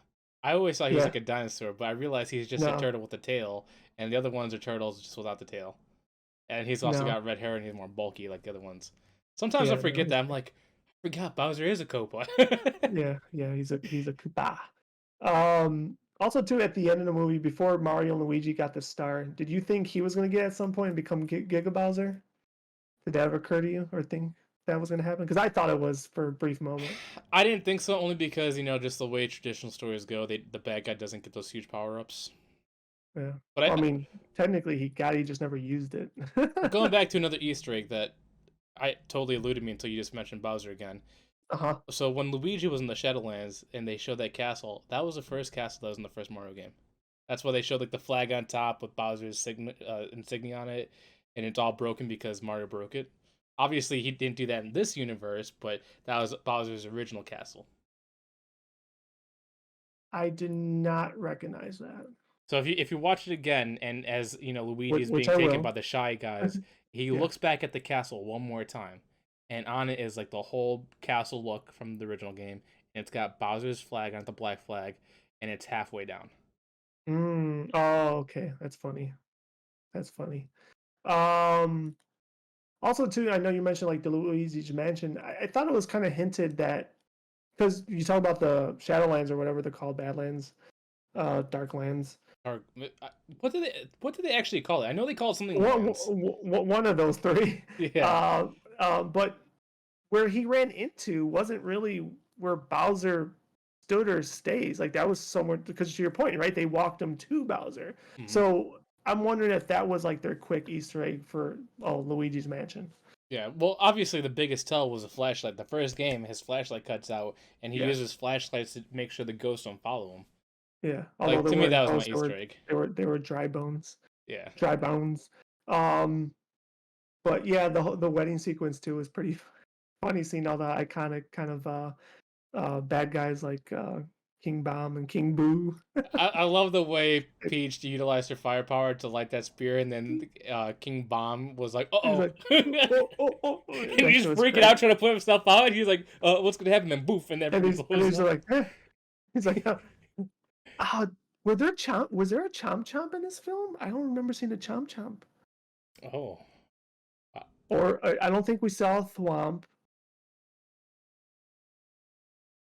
I I'm don't. sure they got to be somewhere in the background. Like I said, I'm sure there's a ton of Easter eggs that I didn't catch. Like I know one I caught was when they're going through the city. There was one point where they showed like different items, and one of them was Oh, the axe and all the stuff from the axe that you would RPG. use this in. No, they use them in Mario 3. You would have to break a boulder to go through a path. Yeah, Um, I know there's a bunch of stuff. I swear I saw some like Mario RPG references too from that shop. there, yeah, there might have been. Like oh man, like I can't wait to get to the DVD and just like literally pause so many times just to see. Like I'm sure I don't know if there's already maybe videos out there, but I'd love to look for them and see what people found already because I know I missed a ton of stuff, ton of Yeah, stuff. Like it's to your point with the original video games, like even I think it was at the end when they were leaving what you thought they were back in Brooklyn, but it just turned out to be a Brooklyn-like room in the Mushroom Kingdom. Like all the posters on the wall were references to NES games as well. well, they also have was it NES or SNES in their room? It was Like NES. It was the NES, original yeah. NES. Yeah, yeah, yeah. And Yeah, that shit what was was in funny. it? Kong. No, he was playing Kid Icarus. Oh yeah, Kid Icarus, but the arcade was Kong. The arcade was The arcade was it wasn't even Kong. It was Actually, I wonder if that's another reference that they're bringing in, because like, why out of all the games they showed, that was the only one that wasn't a Mario, Aspen, Donkey Kong thing. Kid Icarus. yeah, Do you think Kid that could have Icarus. been like one of the things that he might be a potential character we see in the future with this? Maybe with Yeah, Pit. yeah, with all of them coming in. Yeah, it really can be. Because It I really really can think if be. there's going to be a sequel, it has to revolve around the chaos that happened in that pipe because it blew all the worlds together. I think you're right. I just don't know if they're ready to jump that quickly to straight Smash Bros. I think it's almost like getting the band together and like not really hard teasing it. It's like okay, it's going to happen, but it's not happening in this film. But I also feel like one, the reason why it's not going to happen soon is because this movie looked like, like I said, a lot of animation was done, and I feel like because of how much animation was done, it'll probably take like 3 years to make another quality movie like that again. Yeah. Because Illumination right now, dude, just because of how good they're doing with Minions and Groove, they blew up as a studio. Now they're doing other stuff like what was it, Hunt or whatever, another movie that's coming out soon for them, and they also got some other projects they're working on. So if they're gonna add another Mario movie, it's gonna be like another project in the future, like 3 or 4 years down the road. So, I mean, they got time to build a script if they need to. Oh yeah, yeah. I mean, to your point, the amount of work they've done or currently are doing or will be doing, I think it was the last kind of like trailer montage they did before the film where they were showing that what was it called? Migration was the name of the movie, I think it Oh, was. Migration, yes, With the yes, ducks, yeah. which actually once again looked very beautiful. Like the whole flying sequence they did was like really cute and really, really nice looking. To me, in my opinion, So Illumination is now the new DreamWorks. Because DreamWorks used to have like top quality stuff, and then for some reason, like they went downhill. I don't know if it's because is it Universal that owns them? Whatever company owns them, because of all the issues they had. I think that's why their animation studios dropped in quality. But like Illumination took that mantle now. To me, I think Illumination is like the top animating or animation studio out there for these big production companies. are they a standalone or who's over them? I Who's their parent believe company? Illumination is standalone. Interesting. If anything, they might Interesting. be tied with Nickelodeon if they're still a thing. Mm, Because I know they mm. had some Yeah, like no, smash Nickelodeon is ups. still a thing. Yeah. Interesting. Yeah, I'm just it was just a kind of I don't know if want to tie it up now, but I'm glad and I'm happy how good it was. I'm glad I also didn't go in with heavy expectations. I think it helped But me that I went in with lower expectations because I was like hearing all these opinions from these actors and directors. I'm like, oh, this really hurts my opinion on this. But then yeah, hearing like I did. Charlie Day not sounding like Charlie Day, more like John. I keep messing up his last name, but Louis Gazamo yeah, or him. whatever. He sounded a lot like him for some reason, in my opinion. Which to me Yeah, it is Luigi because I've seen the old movie. yeah. No, I like. I mean, once again, I'm not. I don't want to say they nailed the voice acting. They did a really, really good job. Like Chris They Pratt. did a really good job. Like I have zero animosity with how it went down. Not that I really had animosity. I guess initially, yeah, I was very, very, very, very skeptical. But what I said immediately day one was like, I don't care. It's Mario. I'm going to give it a chance. If he does suck, I'm gonna be very pissed, and I will flat out say they did not suck. So thank you. So I know you gave it a rating of 9 out of 10. I didn't give my rating, Yes. and I'm gonna give it a 10 out of 10 only Oh, because once again the voice acting shocked me. I thought I wasn't gonna like Keegan Michael Key as Toad, but he's shocked me. I really enjoyed him. It was Seth Rogen, same thing as Donkey Kong. Even though I still heard his voice, his how do you say chemistry with Mario worked out pretty well. Um, Obviously animation's top notch. Story is what really shocked me because like we said many times, Mario doesn't have a story, and I feel like the only story that was presented was with Odyssey, and they did their best to create an origin story, to create some kind of conflict with these main characters besides just Bowser trying to take over. I felt for what they've had, they made a good script for the movie length they needed, and I felt like it was just an overall enjoyable experience. I know you didn't like some of the cuts, but I felt like there wasn't really any room, in my opinion, to extend it because there wasn't much to do in the first place. So I felt like with everything they were given, they just nailed every single aspect of what a Mario movie should have been. cool. I'm surprised you gave it a 10, but it's cool that you gave it a 10. Well, like the uh, like if you think about like all the challenges and hurdles they had to go through, like mhm. especially with the story, like they created the best possible story for a series that never had a story. No, I concur. That's what I'm saying. Like if this is an origin story that they want to hang their head on and utilize, I'm all for it. And not only that, but they did a This is an great. origin story for me. Well, yeah, but then also the way they tied in with all these different like Easter eggs to pay like a really good homage without brushing it over was also well done too. Like they showed the entire history of Mario, created the story that made it cohesive at the same time. I just have no complaints. But like I said, my complaint would have been the voice acting, but they did a really good job, especially like we talked about in the beginning, how they made the original Mario voice and how they showed that that was just a show for a Mm-hmm, commercial, and then how they go mm-hmm, actually talk normally. It's mm-hmm. just yeah, there's no complaints. Like there's not many good video game movies out there. And to me, this is probably the new gold standard for a video game movie. Very interesting. Um, awesome. I guess with that said, um, we could go ahead and transition to our second topic of the day, which um, kind of transitioned nicely to this one. And we have also briefly talked about this in other podcasts, but it's only fitting that we do it today as well because of the enjoyable movie we watched in Mario and possibility of it even continuing. But video game movies we would like to see. So obviously we just talked about how we would love to see Mario and its other Nintendo intellectual properties made into video or into movies. And hopefully we get that someday. Uh, but also, I guess mini topic to tie into this topic, it was also said that Legendary Pictures, which is a studio we both enjoy work from, is going to make a Street Fighter movie reboot. We'll see. Once again for it. We talk about origin stories here. I mean, Street Fighter kind of has a little bit better job with origin stories though, or just stories in general.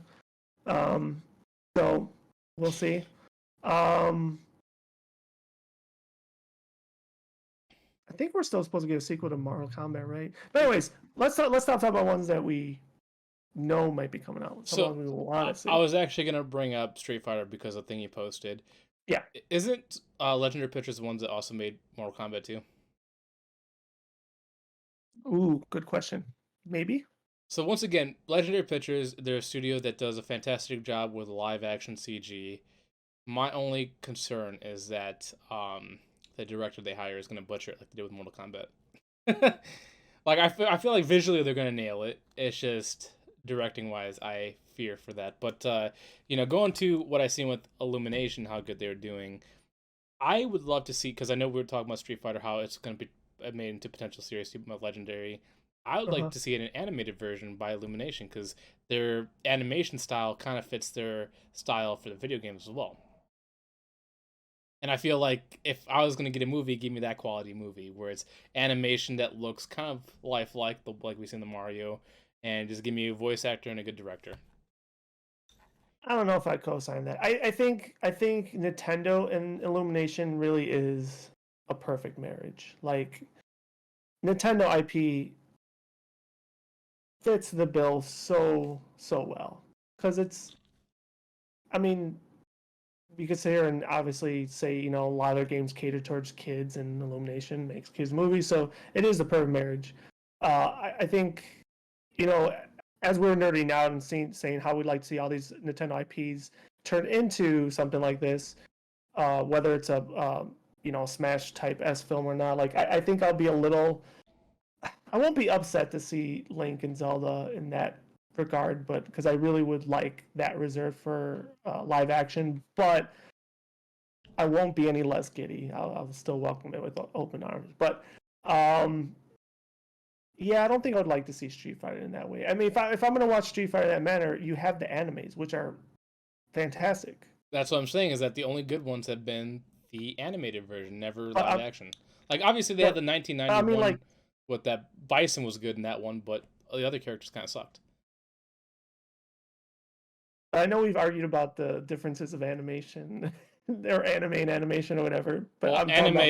is animation. Just like put the thing together. Anime, animation. That the only thing you can say is So, different is so would you say Japanese this Mario animation. Brothers movie? Would you call that anime? Yes, it's American anime. It's animation. The only thing you're going to argue is where it comes from. You can say Japanese anime, French anime, but regardless of what it is, anime is animation. It's in the name. The only reason why there's an e for anime is because that's how the Japanese pronounced it, but it's still known as animation. They just shortened it for anime. Anyway, That's the origin story. If you want to be, technical and correct about it, anime is animation. That's it's right there. Just say anime animation. It's right there for you.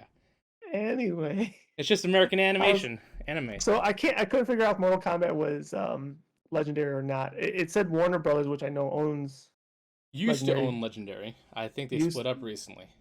perfect. So I don't think then legendary did Mortal Kombat. Okay, so going back to what I was saying, like I would love to see a Street Fighter in that thing because I know you want, tie Illumination to a kids thing. I think they could be far more than that because, like, I know Gears of War is potentially getting a live action and soon. I think that's the worst idea they could do because obviously we've seen in Halo if they're gonna do it, they're gonna butcher it like that. But seeing like their level of quality, I would like to see a Gears of War movie or any other, like, let's say, Nintendo and Illumination did well. Microsoft partner with Illumination as well, or another studio of their quality to give your IPs that. Because I'd love to see Gears of War in that kind of style because the vibrancy, the look to it, the textures, the interaction with uh, the physics of the world. It's just beautiful, and I feel like Gears of War could benefit from that because it just wouldn't look good in the live action format just because of their bulkiness and their weird, design look. It would just make sense for it to be animated. I'm not a Gears of War fan, so I'll stay away from that. But But that's what I'm saying with Street Fighter too, because Street Fighter characters are known to be very, very muscular, like to the point where they're inhumanly muscular, and mhm. live action cannot portray that correctly. It would look too weird. That's why I'm saying animation is the key for a lot of these video games, and clearly, when we seen, Mario movie, we seen Detective Pikachu is kind of, an example as well because all the actual characters were not live action characters, they're CG characters. That's why it was Mhm. done well. Give me more of Mhm. that. Stop trying to make this live action BS. That's stupid. And most of it's ugly. I think there's only been like 3 live actions that have been good. That was Speed Racer, but that's because characters are human. You can't botch that. What was it? Ghost in the Shell. That was a very realistic way to put into live action. There's only a handful that have made it live action to look good. these video games need animation. They don't need live action. If I may, uh, somewhat selfishly throw another one in that hat, but unfortunately didn't do well. It was Warcraft. Um, But once again, the only things that were not CG were the humans. Everything else was computer animated, and it's animated by obviously Legendary, but there was no like actual humanoid to replicate it off of. It was all computer generated that they yeah, didn't try to make CGI. human. Yeah, but that's live. It's I think you It's still live put action that. esque, but Yeah, it's not 100% all live action. no, it's not. But like I think if you were forced to put it in animation or live action, it's going to go in live action. I guess we could say it, sure. Yeah, like I think another one. Like what would you categorize Avatar? Which one? Any of them? Well, The movies. okay, so The movies. Avatar the Blue Guys or Avatar the Last Yes. Airbender? The blue guys. Sorry, the blue guys. Okay. Uh I want to. I mean, I guess you could split it up. Most people probably say live action. I You're would say okay. because of If how you're forced to. if you're forced to, but because of how heavily animated it is, I No, I would get call that that. an animation. I So would. therefore, you're then would say that the Warcraft movie would be animation then, because I mean they're not apples to apples, but like to your point, they're heavily right. Yeah, I like to the know point where there's Avatar's very worse. I know. few normal natural objects besides the human parts. Almost the whole entire world, well, actually the whole entire world in Avatar and the characters besides the humans ones are Hmm. just all animated. Hmm. So like it's hard to say. Like obviously because there's humans in there and there's real people, I guess people Yeah, would classify that as live action. But yeah. almost 99% of the movie is animated. So it's kind of hard to classify because I feel like most people just say live action just because Hmm. humans are in there. Hmm. But I argue the opposite. Hmm. Um, but going back to video game movies, we would like to see. I still sit with a Castlevania one, like but live action, not animated. Um, Dude, watch the anime man on Netflix. You'll disagree wholeheartedly once you see the anime. You'll see how no, well I'm not. it I'm is. not. I'm not saying that anime can't be good. I'm just saying I would like to see a live act, like a real one, and I think it could be done well if done right. They There's turn to always the Conan the what ifs. Barbarian. Um, and if it's animated, strictly animated, we'll use Illumination for example. Like I said, I'll still stick with the Star Fox. I think Kirby would be obviously a slam dunk candidate. Oh, I forgot about Samus. How did I forget about Samus? Um, no, Samus would be great for live action. I just don't know how you would. That would be a tough execution. But yeah. Let's see what else. What else would I like to see? I could say what you're thinking. Sure. One of the things I'd like to see, I know I just mentioned Gears of War in that style, but give me a Doom animated movie in like illumination quality, because I feel like with the new games they You really loving Illumination now. You just want everything do, the Illumination style. models and the vibrancy, the world No, interaction, the physics, no. I mean, it like Mario movie looked fantastic. Like, like there's no end if buts about it. and Doom has that style where it meshes well with them because it's the same kind of cartoonish look. Um, and I feel like with the new Doom 2016 and Doom Eternal, they kind of gave it enough story where you could potentially do that, especially with the Ancient Gods Part 1 and 2. Give me a movie based off of those two games right there, and I'd be extremely happy, especially in that quality of animation. I'd love to see it. I'd buy that in a heartbeat. See it twice in the movies, whatever. Just I would love to see it. Let's see what else. Um, I know Minecraft's gonna be a movie. I don't know how that's gonna work, but Dude, I don't know what it is with me and what I know. Wait, is Minecraft? I thought they said that was potentially canon. That if there was going to be one, it might be 2025 because of all the issues that they're having right now with like direction, the script, and also they don't know who to cast. I know they were talking about what's his name, Jason Momoa as the main character, but it's Steve. yeah, Steve, yeah, which would be weird. That would be weird. But I don't know. I don't know. I just I thought I read that it was still moving forward. I just don't know how or what, or what hurdles have been conquered. I don't know, Because I know but originally the original release date for Minecraft was 2024, but because of all the issues they're having with direction, script, and voice acting, they said now it's gonna be looking like 2025. I mean it's possible. I mean, but that still means it's coming out. It's just But they 2025. said potentially 2025. Yeah, Like they yeah, weren't sure. yeah. Like it's all iffy right now. I wonder. I don't know if this would make any sense, but with the success of RE4, I wonder if they would want to try to turn that one into a live action. Because Don't hold on, hold on, don't. hear me out, hear me out, hear me out, hear me out. Because all the attempts that they've had, or they had, um, have always been against like one and two material, right? They've never really tried to do it with like 4, 5, 6, 7, 8. So I wonder with the success of this game if that might make them want to try to do a 4. To me, it doesn't make sense. I'm just Well, talking on my ass here because I mean the game itself looks realistic itself. So why the hell would you want to try that? But so here I'm gonna back you up on this. If I was to see a live action Resident Evil, I would want to see 7 and 8 done, but give me like a hardcore Henry style version, complete first person POV like that. I feel like it could work. It'd be like a good horror movie. well, to your point, is like a straight up horror movie. Yeah, for sure. Like, don't give me like funny But things. Give me straight horror first yeah, person no, where he's looking yeah, around. Just shit happens everywhere. correct. Yeah, like the Resident Evil genre could lose all the comedic touches. It doesn't need it. It should never have needed them. But they've always done it, right? Always, always.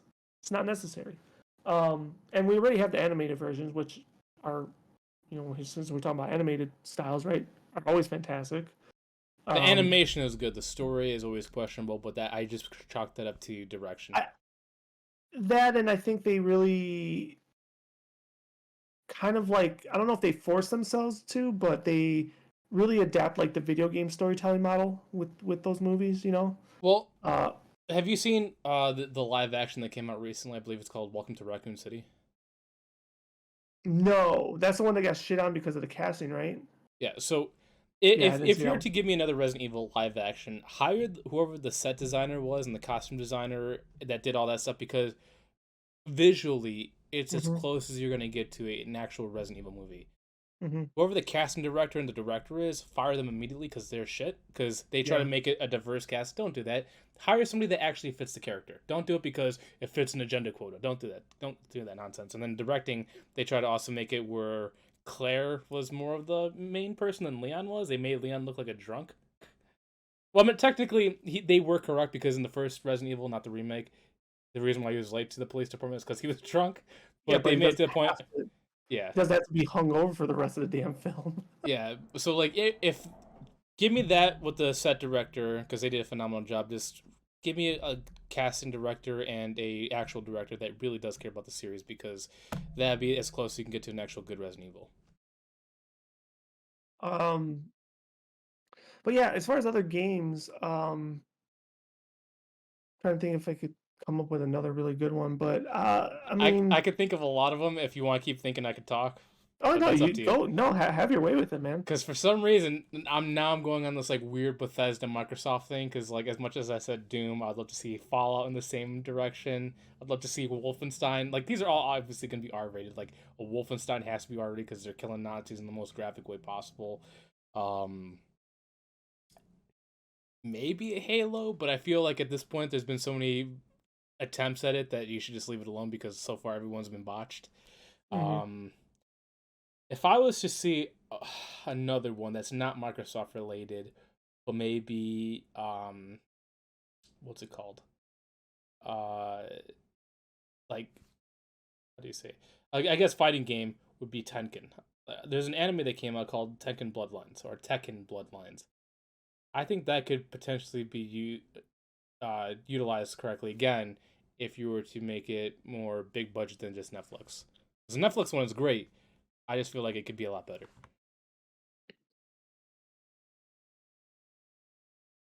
Yeah, I mean, the fighting ones are just so like challenging. I feel like like, we just briefly talked about Street Fighter. We have Mortal Kombat.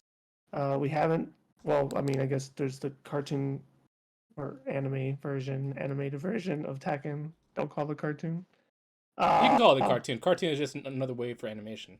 cartoon. That's where I disagree with you. But anyway, so they're just so challenging. Like, I mean, they can be done well, but I don't know. They just seem, to your point, they seem to get botched sometimes, Yeah, or a lot of the times, because like all the all the good ones time. have been animated. Like there's another game I'm Yeah, not sure if you played. It's called Shenmue, whatever. Shenmue, yeah, Shenmue. Yeah. So there was three games. The first two games they actually made into an anime, and it's on Crunchyroll, and it's really really good. And that's what I'm saying. Like if they gave it a director, because I don't want to like crap all over live action. It's Mhm. very difficult to turn a lot of these video game looking stuff into live action, Yeah. make it fit well. That's what I'm saying. Animation is the best way to go about these.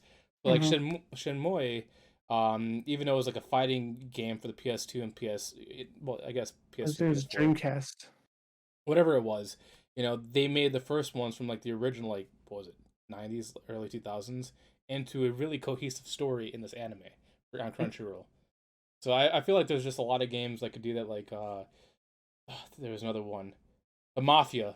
Well, no, okay, I take back what I said. If I was gonna see a live action thing done right, give me the Hmm. Mafia games, Mafia 1, 2, and 3, but make it like an HBO show. Maybe.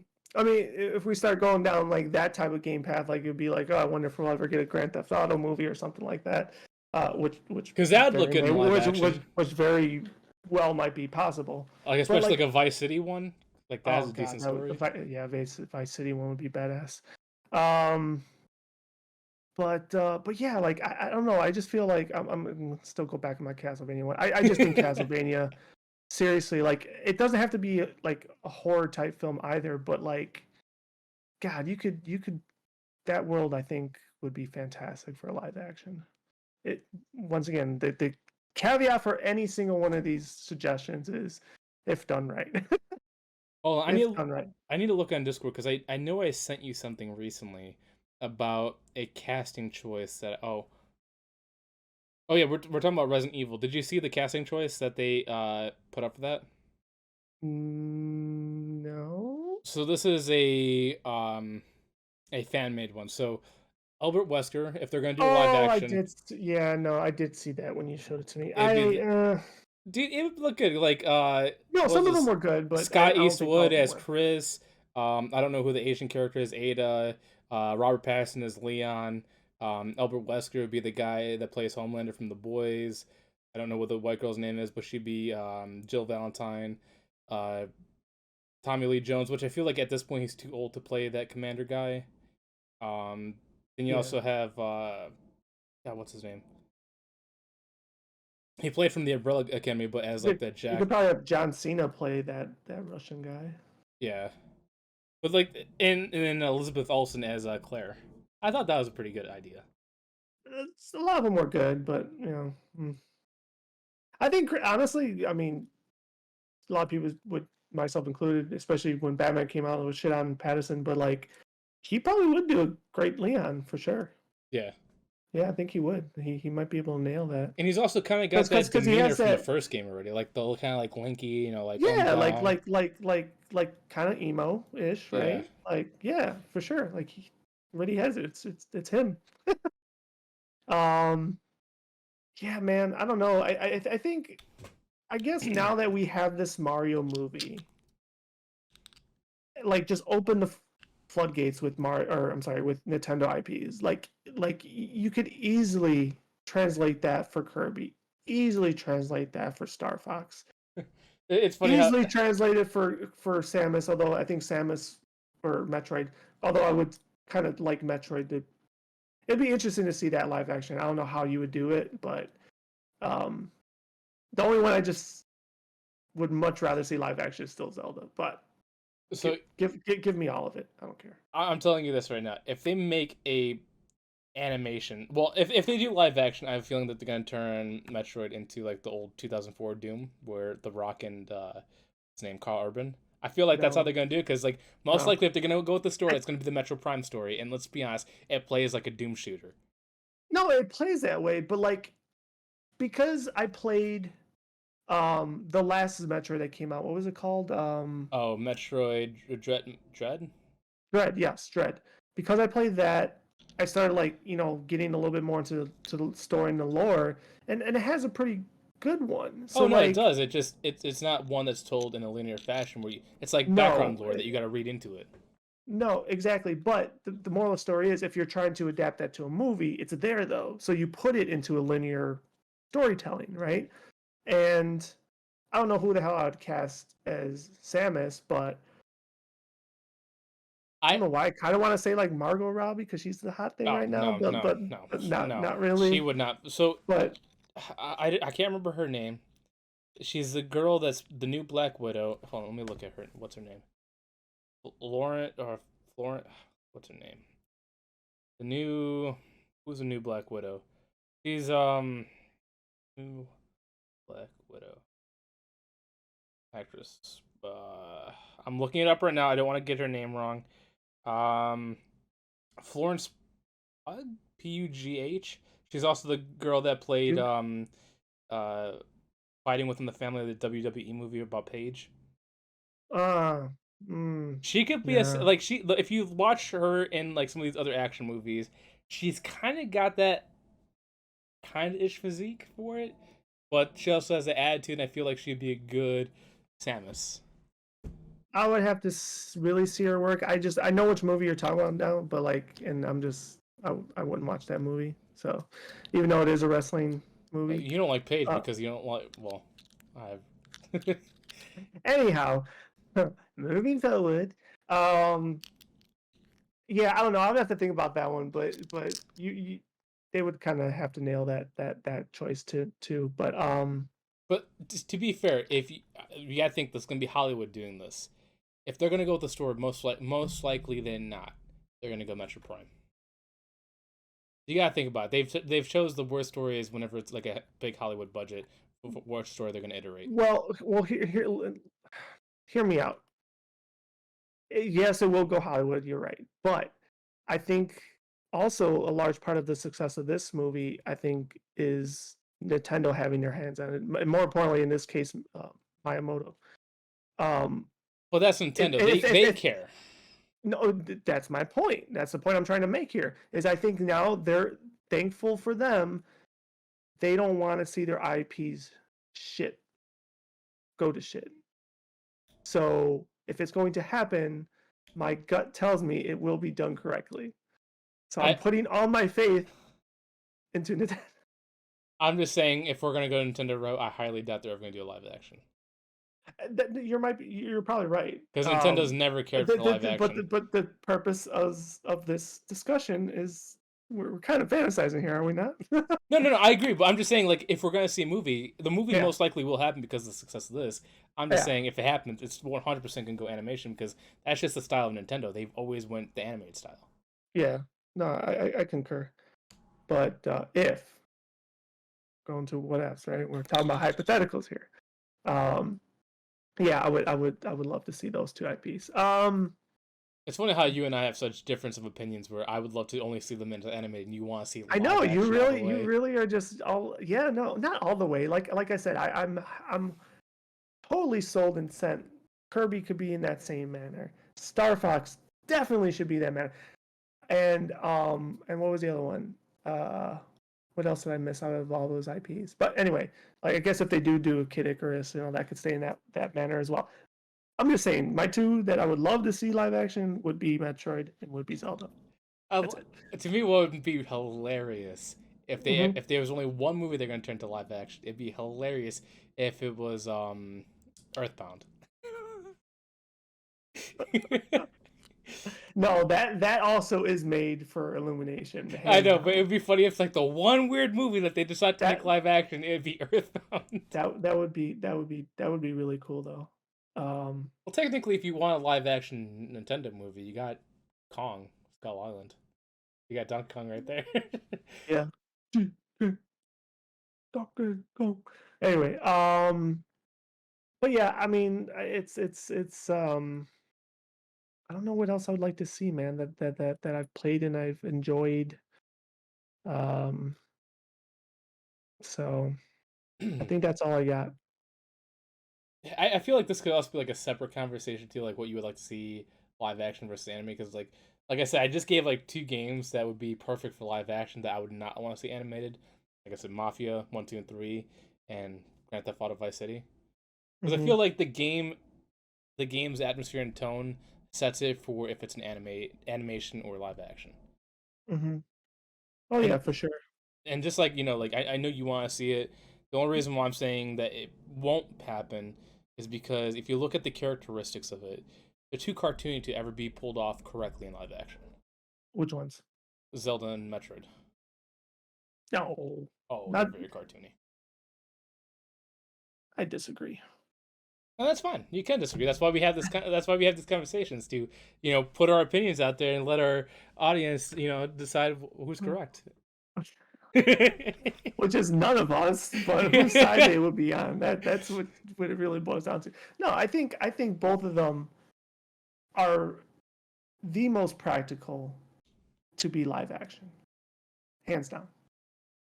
I could argue heavily for Star Fox because you look at something like Guardians of the Galaxy, but I think it's better suited for the animation, No, and I think it would be, dare I say, more successful.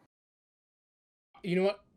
To give you a fair point, if they were able to get the studio that can do like the animators from Guardians of the Galaxy, like for Rocket Raccoon, and they could Mm-hmm. do Star Fox, give me that Mm-hmm. instead. I'd take that. Yeah, I think that would look amazing. But But the only problem is that they're all tied to Disney, and that's the only problem. And Disney is very strict with they who could they work just with. take it, And they just get another stray raccoon. It's fine. They'll figure it out. now I'm just saying, like like policy wise, they would definitely not mesh well with Nintendo. Oh no, especially I don't With how know. they, I don't know if that's entirely true. I think they can mesh. I don't know. Disney has to have their certain things put in there, and I feel like Nintendo. Yeah, they And could be like, yeah, just use Sora. We don't need Mickey Mouse anyway. I don't, Oh. I'm not. I'm just saying that they're gonna turn Star Fox gay. I mean, we don't know if he is. If he is, he is. Him and Slippy. Actually, Oh, it's funny that we're talking about Star Fox. If I was to get like another like, is Sly Cooper a fox? What is he, a raccoon? raccoon. Raccoon. Oh yeah, because Yep. he's got the banded tail and everything. Hmm. Hmm. I'd like to see that as like an animated movie as well. That would be a good one.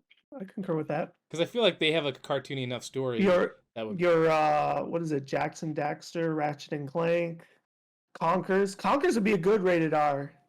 That Rated would be R a good one. animation film. That'd be great. You know what? Give Sign me me up for that one. have Seth Rogen do Conquer because I'm not sure if you've ever seen Sausage Party. It's an animated movie, No. but Oh give yeah, me no, that no, no, no. style of humor with his animation with Conquer. I would love it. And you could tell Seth Rogen is doing more animation because he has a new TMNT movie coming out. Yeah, man, does Conkers even have a voice in those games? Yes. I don't know if I've ever heard it. He has very small lines because this is like an original PS2 Xbox or sorry, it's an original Xbox and was it a Nintendo game? I want to say it was on Like 64, 64? at least one. Yeah. Yeah, so there was like a few voice lines, just like Banjo-Kazooie only had like a few voice lines as well. So how does his voice sound? Oh, we have to look up a YouTube clip, but it's like kind of like high pitched, like squirrely. High pitch. Okay. Like, hey, Hmm. but like, yeah, Uh, give me that with like an R-rated thing. I'd love it. I feel like Seth Rogen could yeah. definitely do a good job with that kind of movie. I don't know if I would want Seth Rogen to. No, But I I'm haven't. not saying voice it, direct it. Oh, directed. Because Okay. Seth Rogen does a lot of My directing too. apologies. Like, Yeah, yeah, yeah, yeah. For sure, for sure. yeah, Yeah. An R-rated Conkers would be pretty dope. Get it going, Rare. Well, that'd be Microsoft, right? right now it'd be Microsoft. Yes, Get it going, Microsoft. dude, they got so many first, like first, Nintendo. first time I'm endorsing you guys. It's funny because they bought Rare. They have so many Nintendo like mascots they could use like Banjo Kazooie, Conquer, Psychonauts. They got so many characters they could utilize. It's just for some reason they're in this acquisition phase. I'm like, as much as I love buying all these companies, utilize the companies you have right now. You have so many people to do. Like Rare has, like you said, Conquerors, Banjo Kazooie. Make more of those games, please, and make Yeah, movies off of them. They're perfect for them right now, especially with Mario being out. Right now is the right time to strike. yeah. Banjo Kazooie would be another phenomenal looking one for sure. Um, yeah, I'm trying to think of what else out there back from the glory days. I'm surprised. I mean, I think they may I have mean, had a show of this, but there's a show called, or sorry, a game called Viva Pinata. It's like I a don't know if I know that So one. it's like these like Mexican pinatas, but they go like through a world kind of like Banjo Kazooie and all that stuff. And I believe Okay. they made like a show about it too, but just there wasn't enough support. I'd like Mm-hmm. to see that brought into like another like Cuphead kind of show. Obviously not the Oh, animation, but okay. like like a little Yeah. short series. Yeah. Yeah. I'd love to see like a Viva Pinata thing again, maybe for Netflix. Interesting. Um, Going back to animated ones, I think Mega Man would heavily benefit from an Illumination type movie. So I know we talked about this before, and I should probably look this up, but there's a movie called Astro Boy. It came out like 2008 or 2009, whatever. If Mega Man was to be brought into like the big screen, it would have to be by the same studio that made Astro Boy from that 2008 era, because they did a phenomenal job with that. And I feel like because Astro Boy and Mega Man are so similar in a lot of ways, they would nail that part too. Let I'd me have look. to look up a trailer. Who made Astro Boy? Astro Boy. Let's see what other cool IPs, notorious IPs. Ba, ba, ba, ba. Oh, it's 2009. Okay, so I was right about the year. Who made it though? It's by I don't even know if they're still around. Summit Entertainment. Hmm. Yo no sé. I remember they used to be big in the industry, but they kind of fell off. But yeah, watch Astro Boy, and once you see it, you're like, oh, Mega Man would be perfect for that. I'll try to look at a trailer. Um, I don't know. I think that's all I got. Like it's. I think we said this a couple times, right? Like not only this movie, but we obviously did a long following of The Last of Us, and um we're getting better quality video game stuff, whether it's movie adaptations, TV show adaptations. And it's not really to shit on everything in the past because some things have been enjoyable, but I think Like it's Halo is one of those ones we sweep under the rug that should never have happened. like I think the bar is being raised finally, Yeah, and it's good, but it's now going to create a new set of expectations, which is great. There which is should have which, been high which is great. expectations. Yeah, there's always been higher expectations, but that was normally, I guess you could say, within our communities, right? Um, but now we're getting the quality that we want to see, Mm. right? And that we expect. Because video game storytelling, in my opinion, is one of the best formats for storytelling. And it should not get easily botched when it gets translated to these other mediums. No, I agree. Um, And I'm hoping so, because of this, it's also going to give some older series that did get canned because of low budget at the time. Like mhm. once again, we both said that we'd love to see the sequel, or at least Warcraft 2 and 3 we brought back with Legendary just to finish that trilogy up. Hopefully, this because they're potentially making Street Fighter 6. Can they go back to Warcraft because video game movies are coming back? I would obviously being a Warcraft fan, I am. I would love to see that. I know, well, I can't say like I fucking talk to the guy, but I call them every um, day. yeah, I call him every day. I mean, the director of the Warcraft movie, what's his name? Something Duncan. He's actually David Bowie's son, by the way. Yeah. Um, I think he pretty much flat out said he's like, if they want me to do another one, I will do another one. So that's another. I mean, once again, I loved the movie. I think they could cut back on some of the comedy parts. Yeah, but I feel like Um, they only do that because Hollywood demands stupidity of that level, and that's why he had to accommodate for them. Because let's be I honest, there's a reason. There's a lot of reasons why a lot of these video game movies didn't do so well. Is because you know these production companies have ideas that may not coincide with the film, but they had to put them in there because they're like, oh, the general market will agree with this, even though they know the director will be like, nah, it would suck. Like Robert Rodriguez, when he made Alita Battle Angel, had the same issues. Luckily, he had James Cameron's backing to fight against his production company's demands of putting these stupid gimmicky things in there that they know that nobody would care about. It would just actually hurt the film. but do you think that's even that statement's true with Legendary? Oh, 100%. You could tell Mortal Okay. Kombat. Okay. I'm Well, just asking the question. I say Mortal Kombat because I'm assuming it's done by them, but I could be wrong. But I just feel like like look at Godzilla versus Kong. They, you know, 2004 Godzilla or 2014 Yeah. Godzilla was good. King of Yeah. Monsters was good, and then you could tell they started getting gimmicky because they were kind of forced to, because that's the way the status quo is going in the general public to have these loudmouth kids that don't make sense to be like the main spotlight. hmm The only reason why I'm disagreeing with the Warcraft part is because and like like I mean Warcraft does do that in their own game, right? Anyway, like the whole the references and the little shticks. So like when they did them in the movie, like they were more geared towards like me, the fan base, like the Oh, funny with like the stuff, right? Murloc and all that stuff. Yeah. Exactly. Like I mean, that wouldn't bother me too much, but like there was just other ones that were like, okay, we know it's homage to the game, but it's like let's try to keep it serious. like let's try to keep it serious here. I mean, they did a good job overall, but there was just a few parts that's like, I don't think Yeah, we but needed besides that that. point, you could tell by the directing choice that the guy really did care for the original script of the story. Oh, for sure. That's why he made it the way it was. I just feel like because of Eh, classic Hollywood trying to accommodate for all these different general public conceptions, that's why they botch so many of these stories, like Halo. yeah. And on top of that, similar to Nintendo, I mean, some of the OG WoW writers and developers had a hand in that movie, and Yeah. they were acting in it as background extras.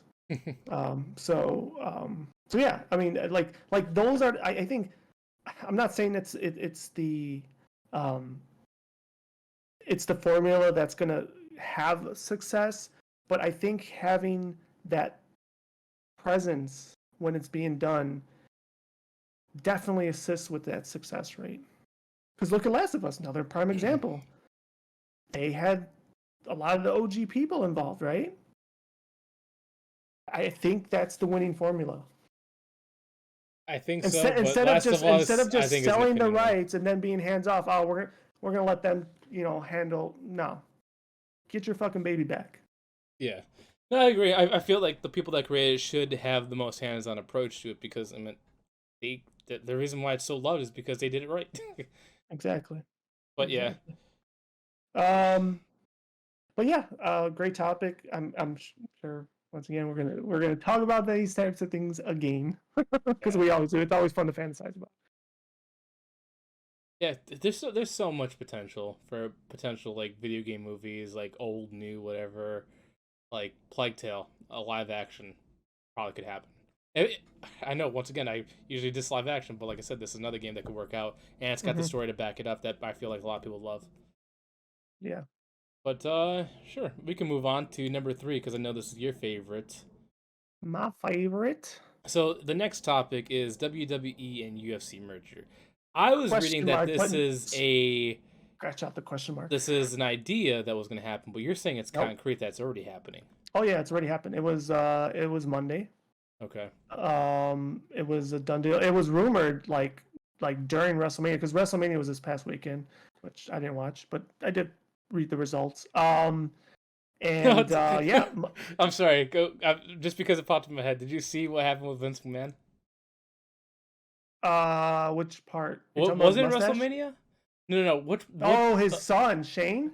is that the one that blew out his That blew legs? us. Yeah, Just like his yeah, dad in the beginning when he tried to jump in the like father like son, they blow out their yep. legs. They must have weak knee or a weak knee. It's in the DNA. The Yeah, genetics are that weak. That is horrible, man. That's so shitty. Sometimes, like, I mean, I know before we talked about, somewhat being like athletes, right? You said you played some football. I played some basketball. I mean, sometimes adrenaline gets the best of you, man. Like you're fucking hyped. You go out there and you're going harder than you're supposed to, and you stumble. Except in this case, this guy, his whole He fucking collapsed. he just buckled, Dude, and and who and he was he just going blew it. against? The Miz? Is that who he went Yeah, against? yeah, he was, yeah. He was like doing some weird like jumps over him, and then he does like a It was jump over. He a lands, leapfrog, as it's called. and then next thing you know, you see him land, and his leg just goes spaghetti and falls. Yeah, And I'm like, dude, you and your father should never jump like that again. yeah. uh, But anyway, the merger was official Monday. Um, Now WWE and UFC are under the umbrella of Endeavor. so are they Endeavor. under that organization, or does Dana White actually have control of them? No, no, no. Dana White is okay. So here's how it goes. Okay. Dana White is the Vince McMahon of UFC. He's the Okay. president of Ops. Vince McMahon is the president of WWE. They both answer to a greater company called Endeavor. UFC, I guess, to my understanding, has always been answering to this bigger company called Endeavor, Yeah. which is owned by Ari Emanuel, who used to be our ex-mayor's brother, Rahm Emanuel, and is also the inspiration of Ari Gold and Entourage. I don't know if you've seen Entourage. So that's who owns Endeavor, is this Ari Emanuel. So he is the Dana White, Vince McMahon of that company. So he has said he's going to let Dana do his own thing. Obviously, Dana White has been successful. You can't argue with that, what he's turned the UFC into, much like how Vince McMahon has turned WWE into. And part of the deal was, I guess, what they say is Vince was done, but upon the sale of this company now, Ari Emanuel said, "No, motherfucker, you ain't going nowhere." um, and that was part of the deal. But Vince being Vince, I'm sure he loved that anyway, because that's his fucking baby. He's gonna die running that company. Um, so that's his official. They're now WWE is worth, I think it sold for 9.2 billion, and the whole company's together now is worth like 20 something billion. I'm shocked it's not more because the UFC rakes in money like no other, and obviously WWE is another one of those companies. So I mean, a billion, 20 billion is still a high number, but I'm just surprised it's not worth more at this point. Yeah, yeah, I don't know. Like UFC, so one thing people are afraid of now, at least WWE fans are afraid of. Excuse me. Ooh, hopefully I wasn't too loud. Is the cost of pay-per-views, because right now they're kind of loving it, and rightfully so. Like you have Peacock, you get the pay-per-views for free. Well, that's what I was gonna say. I'm like, if you're because they're with them now, are they still gonna have the rights to Peacock? Because like WrestleMania was free with Peacock, well, included with Peacock because I watched Yep. it.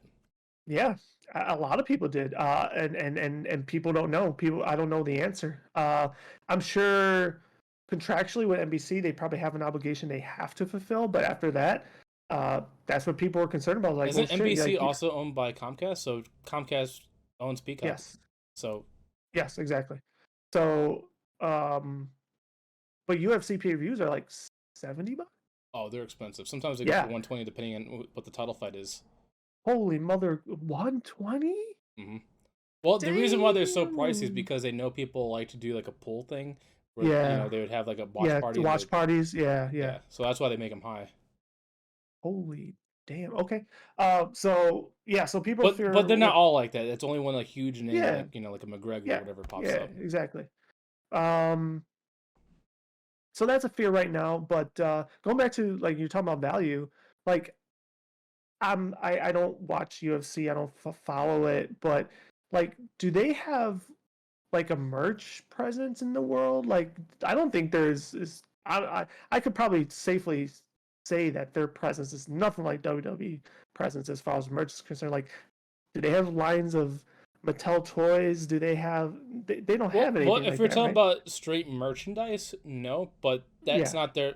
That's they never intend to be a merchandise like No, I organization. They're understand more that. like global influence in the betting, the entertainment world, all across Correct. the board. Like UFC isn't just massive in America; it's massive all around the world for betting and sports Correct. reasons. Correct.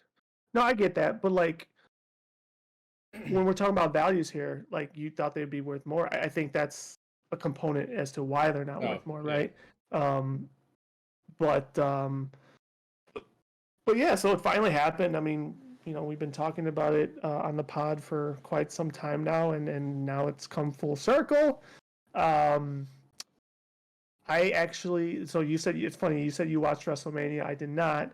However, I did opt to watch the Raw after WrestleMania, which usually, historically, is arguably one of the better Raws to watch all year round because of the hype after WrestleMania and the crowd that usually follows it.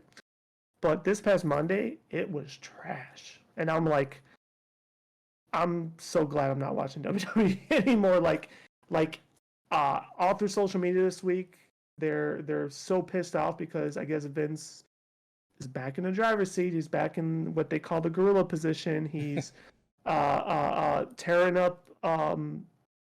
tearing up the what's supposed to happen that night and rewriting it, tearing that up and rewriting it, and calling audibles during the show. Suppose there's a lot of talent. I mean, I sit here like as if I'm backstage because I'm not, but this is all through dirt sheets and shit. And to be brutally honest, we don't know if it's right or wrong, but I feel like there's some tangibleness to it. So I guess like allegedly, like a lot of talents now upset because he's back because a lot of people, um, I guess you could say, don't like him well, or don't want to work for him, I think especially with all the this. allegations that he's had too. Well, I think that you could just chalk this up to business management always being shaken up. Like, like you said before, the WWE was sold. Vince was kind of handing the reins down to like Triple H, his daughter, and Shane McMahon. And they were kind of running things a different way. And then they kind of got used to that. Now the shakeup happened again where he's back in the reins. And now they're going back old school. And they're like, but this was Yep. better. Yeah. I think it's just, like well, I'm not going to call them an administration, but like how Yeah. No. administrations change and differences of Mm-hmm. opinions and rule sets Yeah. happen. I think that's the only reason why we're having these dramas just because change. Yeah. Good No. or bad, doesn't matter. And a lot of that is true because there was definitely talent brought back with Triple H back at the helm because they got let go during Vince's reign. Triple H took over. Triple H actually brought some people back, and now those same people are like, "Oh shit, am I really going to get canned here soon?" Because already they're calling for potential layoffs. Although I think a lot of the layoffs are going to happen on the HR end because Endeavor's saying, "Hey, we don't need your HR people. We could handle this." So I think a lot of their massive layoffs are going to happen in the WWE executive offices, not necessarily talent, but I'm sure talent are kind of they're not very optimistic at this point. It, sorry, not to like go off too far, but like No, it's funny that you're saying that if there's layoffs, it's probably gonna be like an executive layoff. Like right now, there's a lot of companies having executive layoffs. Like what was it? I know I mentioned Disney having two seats open, in like their visual department, their art department for visual effects. But there was another company recently. I'm trying to remember who they were. It was another massive company that also just fired like four of their main executives. I'm like, what's I going on? I know we mostly talk about and focus like on the media in parts of industry and stuff, but I think I even saw an article that even like the McDonald's of the world uh, laid off a shit ton of people. Yeah, I don't know. There's been some probably weird changes that happen in the world that even I'm not And it's not attuned like of. small changes. That's Like these are executive Yeah, these changes. are like executive changes. Exactly, they're like high up the food chain type of. Mm. Your services are no longer needed. Um, so anyhow, I think if memory serves me correct, I believe this was one of the companies well, not Endeavor. I didn't really know of Endeavor, but I alluded to like, yeah, I could see a UFC type thing happening, and it kind of really is one of the more perfect marriages. I think the Comcast company was another one. We kind of laughed a little bit at Disney, but I'm sure Disney maybe they put in a bid. I don't know. They I feel like never it doesn't fit their really. brand. That's No, besides the point. but they could have made it though. I Uh, think they could have done it. maybe I don't know. I think they could have done it. I really do. Especially the way WWE has changed. I think they could have done it. So let me. Do you have another thing to add? Because I was gonna ask you another No, question. well, I did. I guess to kind of put a bow on that little last part was, I would be interested if it ever does get released to see like all the entities that did like put in a bid, um, just for shits and giggles. That'd be kind of funny to see who the lowest bidder was. Or to see if they were even the highest bidder. Yeah. So because of UFC and now WWE under this Embracer group, which it's Embracer, right? Endeavor. Endeavor. I was about to say Embracer. They own another thing too, but Endeavor. I wonder if we're gonna see a new streaming service come to be because obviously like we just talked about, wrestling isn't or WWE is now on Peacock because Hmm. of contract and obligations with Comcast. But Hmm. I know the UFC had a UFC Fight Pass, which cost a lot of money every year. But Hmm. now these two are having streaming things together. I wonder if they're going to combine to one network, like how the WWE network used to be before they canceled it. Yeah, which I guess they weren't getting the money they thought they were getting from it. That'd be a pretty. I mean, WWE in its own right is a massive fucking library because you're talking about 40 plus years of fucking footage. Well, not only that, but they can name their network the UFE World Fighting Entertainment or something like that. It'd be like a mixture of both UFC and WWE. I mean, they call it whatever they want, but that'd be massive. That'd be pretty fucking humongous. Like to me, it makes the most sense because then AEW also recently partnered with a massive streaming organization as well. Was it So the HBO or rumor, someone else? yeah. So the rumor right now is that they're kind of working on a partnership with HBO Max to put, I guess, their entire library in HBO Max. Don't know. Um, if they do, I'd renew my HBO Max subscription. But excuse me, God, I'm getting so gassy with hiccups and burps. Uh, yeah, I don't know. It'll be cool. I think they ought to. They kind of, I don't want to say need to, but it'll be smart for them to. Yeah, because I feel Uh, like I mean, like if we're talking about business here, yes, what makes more sense than having your own streaming service that you can manage and get your own streaming money instead of having to pay the third net party network to host your stuff well, I mean, they already have a pretty healthy partnership, with I think, Comcast? with no, with HBO Oh, you're talking about or AEW, right? yes, AEW. I'm sorry, Okay. I know the topic is WWE, but since you brought it up, but very quickly, like AEW has a very good partnership with Warner Brothers, Hmm. which owns HBO Max. So I think that's why they would go that route because I think for resources they wouldn't Oh, have to be dude, they wouldn't have. imagine the resource because Warner Brothers is owned by Time Warner, the company that owns AT&T as well. Mhm. Dude, imagine that reach where you're not only just with HBO Max, you're on just if they do the merger of Discovery Plus, you're on that too, which is two streaming services. But not only that, the notification reach that you have with mobile services as well with that would be insane. Exactly. So like, and you wouldn't be exhausting any of your own resources within your own company that you're managing. You're going to utilize their resources. You're They just got a lot feeding of them it. exactly, and you're just feeding them content, right? Yeah. So yeah, it would be really smart for them, and you just whatever you do, 5 year, 6 year, 8 year, whatever contract, and once that's exhausted, if you're still in business, well now you have all those years of library that you could just now usher in your own, and then you would have to have your own resources, but by then they'll probably have more than what they need. Anyhow, And this would also be the perfect time too, because with these layoffs, with HR and potentially wrestlers.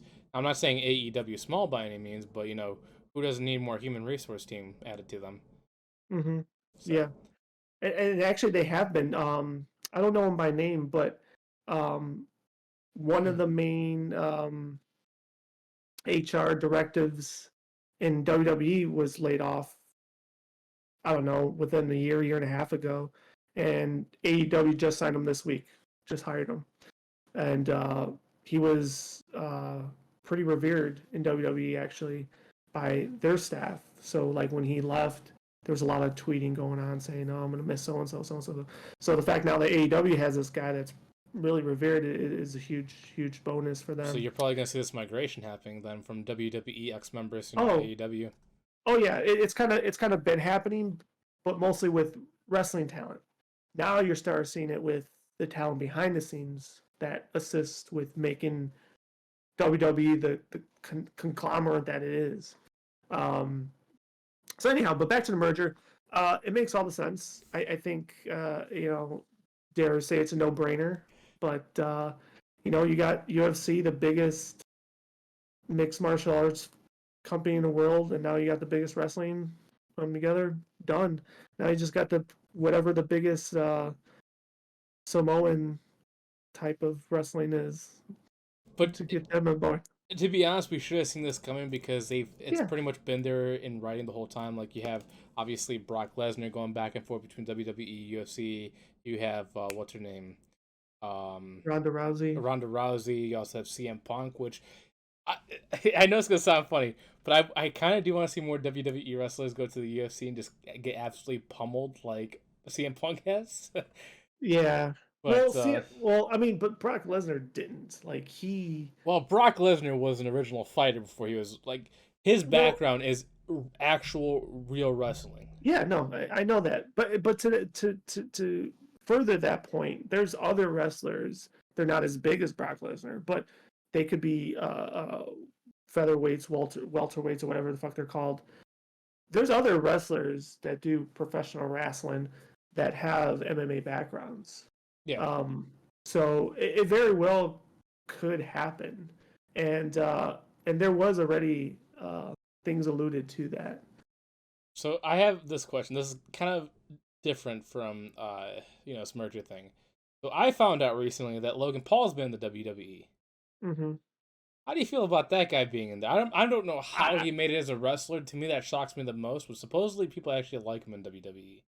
so first off, I don't give a fuck because I don't watch WWE, right? But I just don't to know how answer your, that guy got in there. well, WWE has a history of, especially come WrestleMania season or any of their bigger pay per views like Survivor Series, SummerSlam, Royal Rumble. Um, they have a long history of getting celebrities on or um, what is he considered? I guess what they call social media Influencer. influencer. Exactly, influencers. They've always had a history with that. But he's not just like a cameo. I think he's an actual wrestler for them. No, no, yet he's wrestled. I think this last WrestleMania was maybe it was only like his third match. Um, but from my understanding, I haven't watched any single one of them. But even his first one, which I forgot who even wrestled, might have been The Miz. Um, supposedly he got glowing remarks, like he. There's this whole thing like whenever celebrities do things, because Bad Bunny's another one that's done it with WWE, and he's going to do another one next pay per view. I don't know the guy's music. Obviously, I know heard of him, but like don't care. But anyways, they're doing like really good job. Like they actually, well, obviously they have to train, but they took it seriously. Like there's some that would go and just like not really care, They but half-ass it. But yeah, Logan Paul, in my opinion, the reason like I don't care for the guy. I don't watch his content. Never. He's just not my thing. you know, But one thing you cannot deny, even as a not non fan, mm-hmm. he's really good at theatrics, and that's what Yeah, WWE is 100% theatrics, and I think exactly, that's why he's so big in there is because that's all he does in his other stuff is theatrics. exactly, and I think that's why he was a perfect part time marriage for them. From my understanding, I think they even said unless he has extended it, but I think this last weekend was his final contractual date. Mm. So, but yeah, it sounded like that he got high remarks. So it wouldn't be surprising if he sticks around or does more content for them. Um, but going back to this merger, kind of how you said, like you wonder if there'll be more like cross promotion type things. even though I don't watch the product. But I think if it's going to happen, I would like to see more wrestlers attempt the real fighting versus vice versa. And the only reason being is because like I feel like the UFC first people that try to go backwards, similar to Ronda Rousey, they they're machines to some degree. They lack, not all of them. Like McGregor has a ton of charisma. Like McGregor probably one that translates very well, but a lot of them they're just very they Objective don't. focus where they need to fight. That's what their goal is, to fight and win. Yeah, they're machines, and they don't have like charisma. They don't have really personalities. And in WWE, just wrestling in general, even AEW, you, theatrics, right? You have to have it. It's a must. You could, I mean, there's very few wrestlers that have fantastic careers strictly based on just their talent in the ring and have no charisma. Well, It's very rare. Undertaker is the best example of no charisma, all just silence and just how do you call it? But that's a gimmick, Uh, right? yeah, but I'm just saying UFC can kind of It's get something like that. Obviously not they Undertaker level, but they can can they have like a can, but silent protagonist yeah. or Well, that's also antagonist. too why a lot, like over the years, some people would have managers, right? Because they're the mouthpiece for the wrestler. But you can't do that for everybody, right? Obviously, So yeah. So like, um, I mean, I'm not one that watches UFC. I think you enjoy it a little bit more than I do, a and lot probably more. know or a lot of more than I do. So like, you would probably know more names that could probably fit that mold that do have charisma. Like, oh, you know what, that person probably could do well there. That I'm sure there are more, but Well, like, there's a lot of people that I would like. Obviously, you got the big names like John Jones, Anderson Silva, Nate Diaz, because they're good trash talkers, and that's what you want to see in wrestling is drama. But there's a lot of people that come from other countries that don't really speak. They're just there to beat you up, get them paycheck, and get out. And I yeah, feel like because the that's UFC is true. more diverse with being Yeah. all around the world, and a lot of them come from like Russia or like not Russia, but like the country surrounding and all that stuff, where they're Mm-hmm. just that's their livelihood. They gotta fight to win. Like if Yeah. they're not Fight to fighting, they're live. not surviving. Yeah. No, for sure. And that's, kind of why, right? Like you said, like, I didn't even think about that way, like not to be disrespectful, but yeah, if they don't speak English, I mean, it's kind of a hard sell. Like that's why Khabib was so like renowned for a while because he wasn't there to trash talk. He was just there to beat you and get out. That's why when he was fighting McGregor and take him down to the mat and like he was objective. He's seen what real war is like and then all that bad stuff. So when he went to the UFC, he was just a beast in there. That's he was like versus trash talker versus an actual real fighter. Yeah, exactly. Um, so now that this is a done deal, we'll see where this goes. I think the only further story to this is still Vince McMahon. Like I said, he's back in the driver's seat. However, as of this past Monday, as they call them, the WWE Universe, they're not too happy. Allegedly tomorrow, I'm not going to watch it, but tomorrow is their SmackDown show. Um, Allegedly they want to do a fire Vince chant nonstop. We'll see if they do it. I want them to do it. I need to see Triple H's face through all this. I So just so picture him like doing the DX like suck it to Vince McMahon. yeah, I Because Triple H seems like he's a little agitated by all this too. he has to be. He has to be. He has to be. Like, yeah, like everybody feels for him right now. They really do. Because now that Vince is back in the seat, what role does Triple And H and have and besides scouting talent? well, Because he's the that's one that teaches these new wrestlers how to take bumps and all that stuff. no. What before Vince came back, he was what was his exact title called? Like chief of uh, shit. But wasn't he also trying Chief of creative something. probably But like basically, basically, like all decisions basically is what it yeah, boils he down was to. probably doing storyboard stuff, for the Yeah, main event stuff when Vince wasn't yeah, there. I'm yeah. saying like overall when Vince was there, all he's really done is bring these new talents up to the current level, like teaching them how to take certain falls, how to take certain hits, how to make it look real, how to trash talk, and all that stuff. No. I'm sure once upon a time he's did that stuff, but no, not he probably hasn't done that stuff in years. There's a lot of other people that do that. Like that's kind of considered grunt work, to be honest, nowadays. In that world. Would you really say it's grunt work? Because if you have the talent, like No. obviously one of the biggest gimmicks that they had So was D-Generation X with him and what's his name, Tom so Hardy. I mean, I'm not trying to sit here and sound like a professional, like I fucking know it all, because I don't, right? But from my understanding, like when they acquire new talents, whether it's from the indie scenes or whether it's from college scouting, right? Because they take a lot of sometimes college athletes too for tryouts. There's like let's just talk about indies for example. When to your point, like having talent, like yeah, they have the talent, and they've obviously showcased it, but now you have to teach them How to flaunt to it. well, no. Well, part of that too, that can be part of it. But no, there's a whole thing of when you work in indies, yeah, a lot of it nowadays is recorded to be thrown on YouTube, and some of them are live shows as well.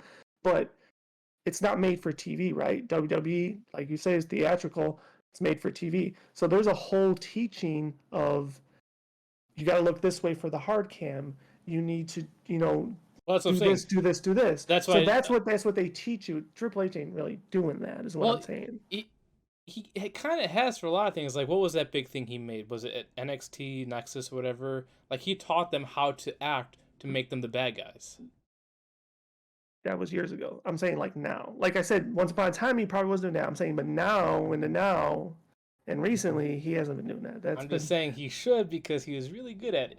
well. I mean, there's no doubt, but you know, it seems like right now it doesn't matter how good you're at. You're good at it. If you're not in Vince's favor, it doesn't fucking matter. True. So Yeah. Yeah. anyway, that's all I gotta say about that topic. I'm surprised. I'll say this, I guess, for another closing remarks. I'm surprised it happened this fast. I thought it would drag out a little bit longer. What they need to do is put in the contract that Vince has to get rid of that mustache. That mustache is something else, He looks like he came straight from Havana. dude. His name is Vicente, not Vincent. Hey, McMahon. It's Vicente McMahon. But But other yeah, than that, that's all I got. no, it'd just be interesting to see. I would love to. I really would like to see a weird collaboration, like Dana White coming down and taking out some of these like high execs in like a weird fight. Because Dana White can fight too, and I'd love to see him be as straight as he is in UFC and just try to like be a little entertaining in the WWE and end up like botching and actually hitting a guy for real. Um, it's not out of the realm of possibilities. That's for damn sure.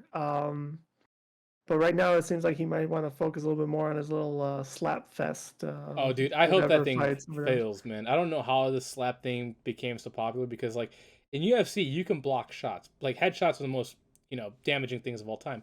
So these guys are taking straight full force shots to the face, having huge, like, contusions on their faces, or, like, what was it called? I forgot what the medical term is, but, like, it doesn't seem, like, healthy at all. Like, their careers are going to No, be, like, I'm, extremely short lived, like a year at best. yeah. Well, I don't know if you ever watched any of these shows, and They're bad. well, not only that, but like they're taking advantage of fucking poor people.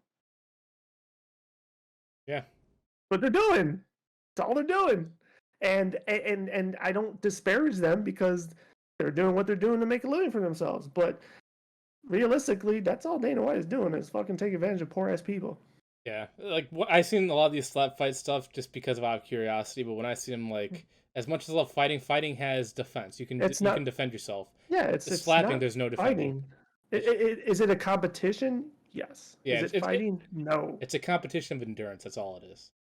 I wouldn't even say endurance is the right word to use. Like, Endurance is the best thing to do. How many hits can you take before you pass out? yeah, but I don't think that's endurance. So, like to your point, like how I mean, they did show like how they trained to take hits, but like they're hitting them with like a fucking pillow, right? Like, it's like no, motherfucker. Like that's I mean, I don't know. I don't Dude, know. some of these slap fights that go like 20 rounds, like you'll see just the mass welts on their face, dislocated jaws, Yeah, it's concussions, I've never punctured watched any. eardrums. I've never watched any of those that went that long. But I guess if to dare I say defend this Dana White's version, I think they only don't they have a max amount of rounds? I think it's like is it 3 or 5? I mean, maybe now, But but but but there's but been some but then they fights that but have then gone they some. go to a decision. Maybe now they do. Like I said, I haven't Yeah, watched it except for like clips, but dude, some yeah, of those fights had yeah. went on way too long to the point where it's like, dude, No, you got to call that match now, or that guy's gone. yeah, no. This one, they there is a maximum rounds, and then it goes through a judge's decision, right? I don't know how anyway, but like I know they do have like faults or whatever, right? Like if Yeah, like if you you clinch or if you turn your head a certain way, or if you get like a certain shot to the ear, because those are technically illegal. correct, so like that's a minus point for you if you go the max amount of rounds or something like that. So they do have a system, but To me, yeah, it to just your seems like the point, worst brutality way to even show any of those stuff. I don't know. I yeah, no, like no, violence. It's just not that one. yeah, no, no, a lot of people agree with what you say, and I like I said, I watched a couple episodes because usually not to flex physically or to gloat here, but like usually when I'm working out, I do it like during wrestling / at the end of wrestling, and that's what would came on afterwards. So that's how I was kind of watching it, just by still doing my routine, and I'm just like it's interesting, but it's definitely not my cup of tea either. It's just like, man, these poor guys. like I'm like because I'm watching like they're all just fucking poor as shit, and they're just doing it to make 30 grand or whatever. Well, Like, not only that, but just like the damage does to your body, just straight yeah, headshots. Like I'm trying to hmm think of like there's an actual place on your body that you can take consistent hits without being severely damaged. Like your arm, dislocated joints, teared muscles. You definitely can't take any body shots because like you hit certain spots and like your liver, kidney, whatever spleen, you're done. That's why in UFC if you see or even boxing, certain shots to the side, you're like, oh, that guy's gone. So yeah, yeah, yep, I feel like this one, as much as people may like, I feel like this one needs to be retired because it's too extreme for very little payout. yeah. I mean, they evidently since it got this far, they made it legal in Vegas, which is where they get everything legalized initially. But I really think there is a little, not little. There's a lot of backlash over it, especially when you talk about the CT people in the world. Mm. They've already obviously came out against it. Um, yeah, we'll see. Anyways, um, anything else you would like to add for today's podcast?